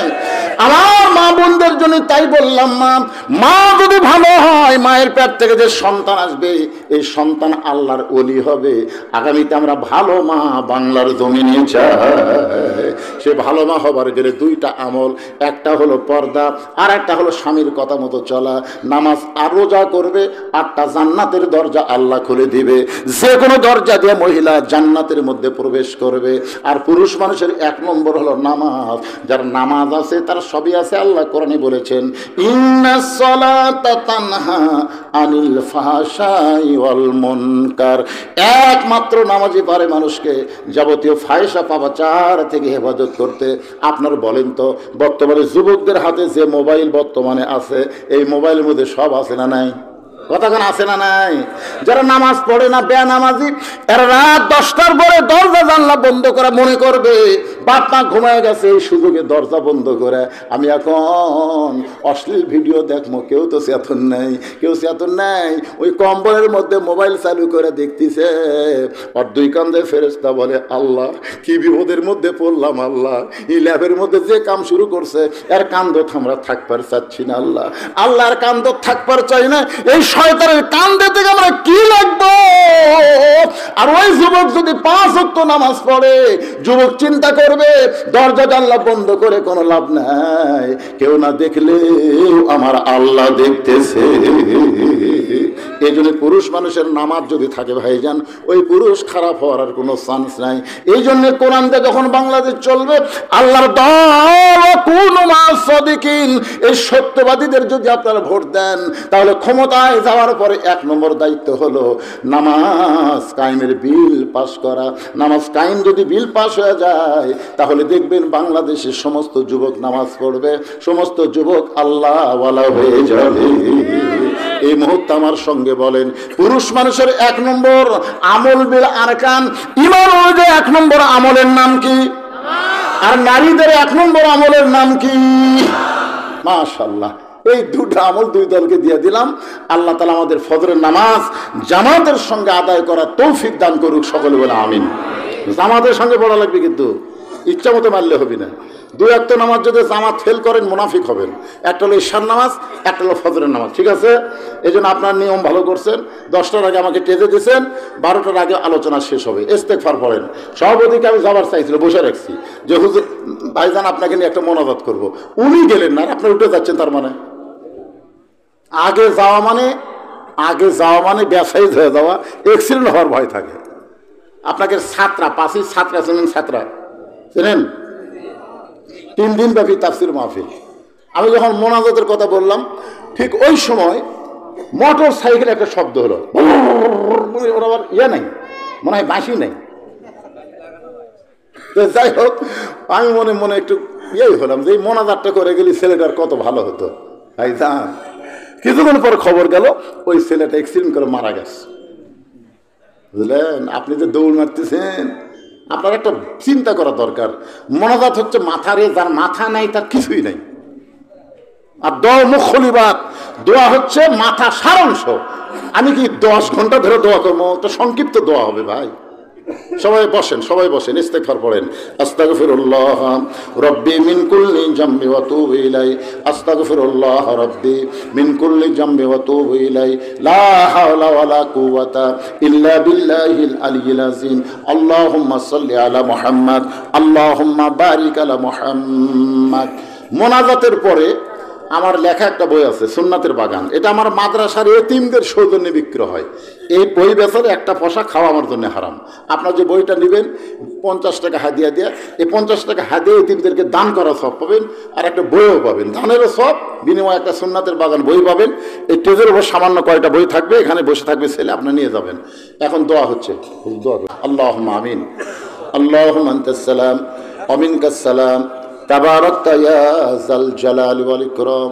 আয় আল্লাহ তাআলা, সেই মাগরিবের নামাজের পর থেকে এত রাত পর্যন্ত তোমার পাগল বান্দারা আরামের বাড়ি ঘুমকে বাদ দিয়া কোরআন হাদিসের মহব্বত কলিজার মধ্যে নিয়ে এই জান্নাতের বাগানে বসে বসে কোরআন হাদিসের আলোচনা শোনার শেষে আমি গুনাহগারের সঙ্গে রহমতের দরজায় ফকির হয়ে দোকানা হাত তুলেছি। আল্লাহ মেহেরবানি করে আজকের এই মাহফিল আমাদের সকলের হিদায়াতের জন্যে, নাজাতের জন্যে, জান্নাতের জন্যে কবুল করো।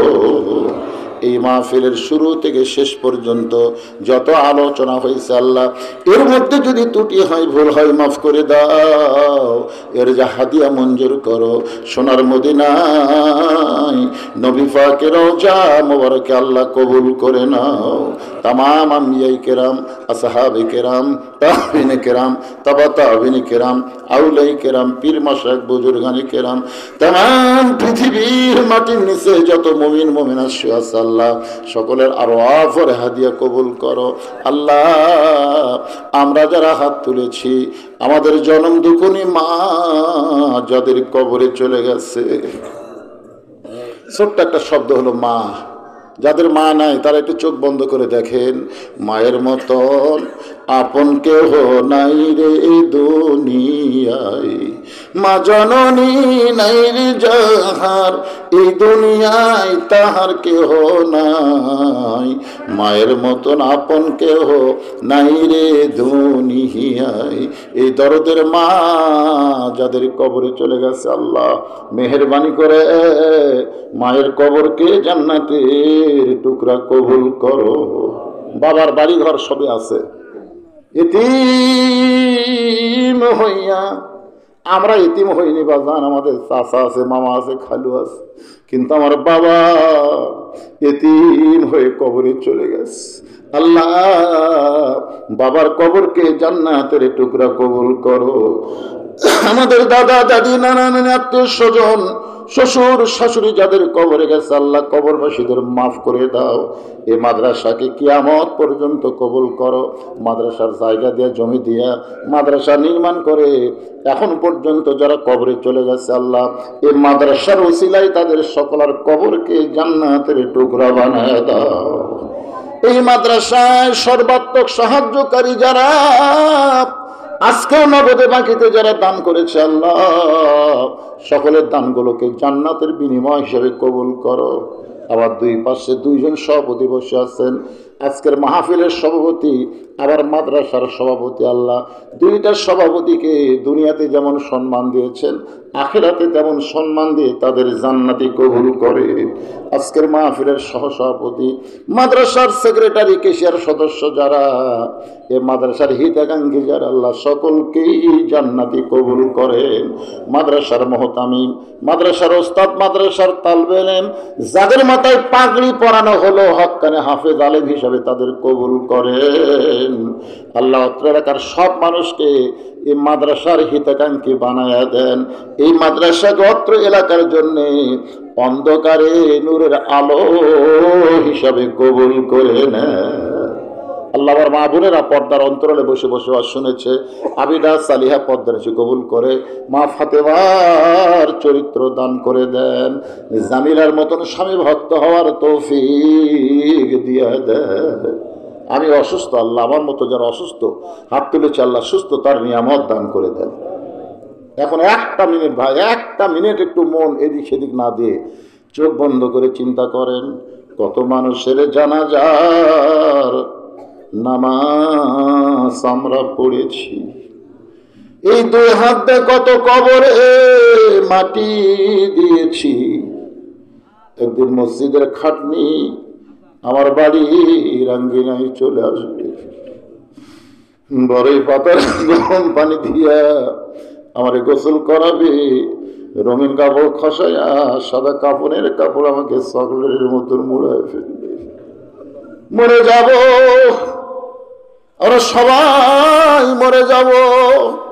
যেদিন আমাদের মৃত্যু হবে, দিনটা যেন জুমার দিন হয়, মাসটা যেন রমজান মাস হয়। ইমানের সাথে ইজ্জতের সাথে দুনিয়া থেকে বিদায় নেওয়ার তৌফিক দিও। ফিলিস্তিন মুসলমানকে আল্লাহ হেফাজত করো। আল্লাহ পৃথিবীর মানচিত্র থেকে ইহুদিকে ধ্বংস করে দাও। আল্লাহ আল্লাহ আমার বাংলাদেশের প্রতি খাস রহমত করো। যে কোরআন শুনতে এত ভালো লাগে, সে কোরআন দেয়া বাংলাদেশ চলবে, আমাদের সকলকে দেখার তৌফিক দিয়ে দিও। سبحان ربك رب العزة عما يصفون وسلام على المرسلين والحمد لله رب العالمين وجل آخرة كلمة عند الموت সকলে পড়েন لا إله إلا الله محمد رسول الله صلى الله عليه وسلم। السلام عليكم ورحمة الله।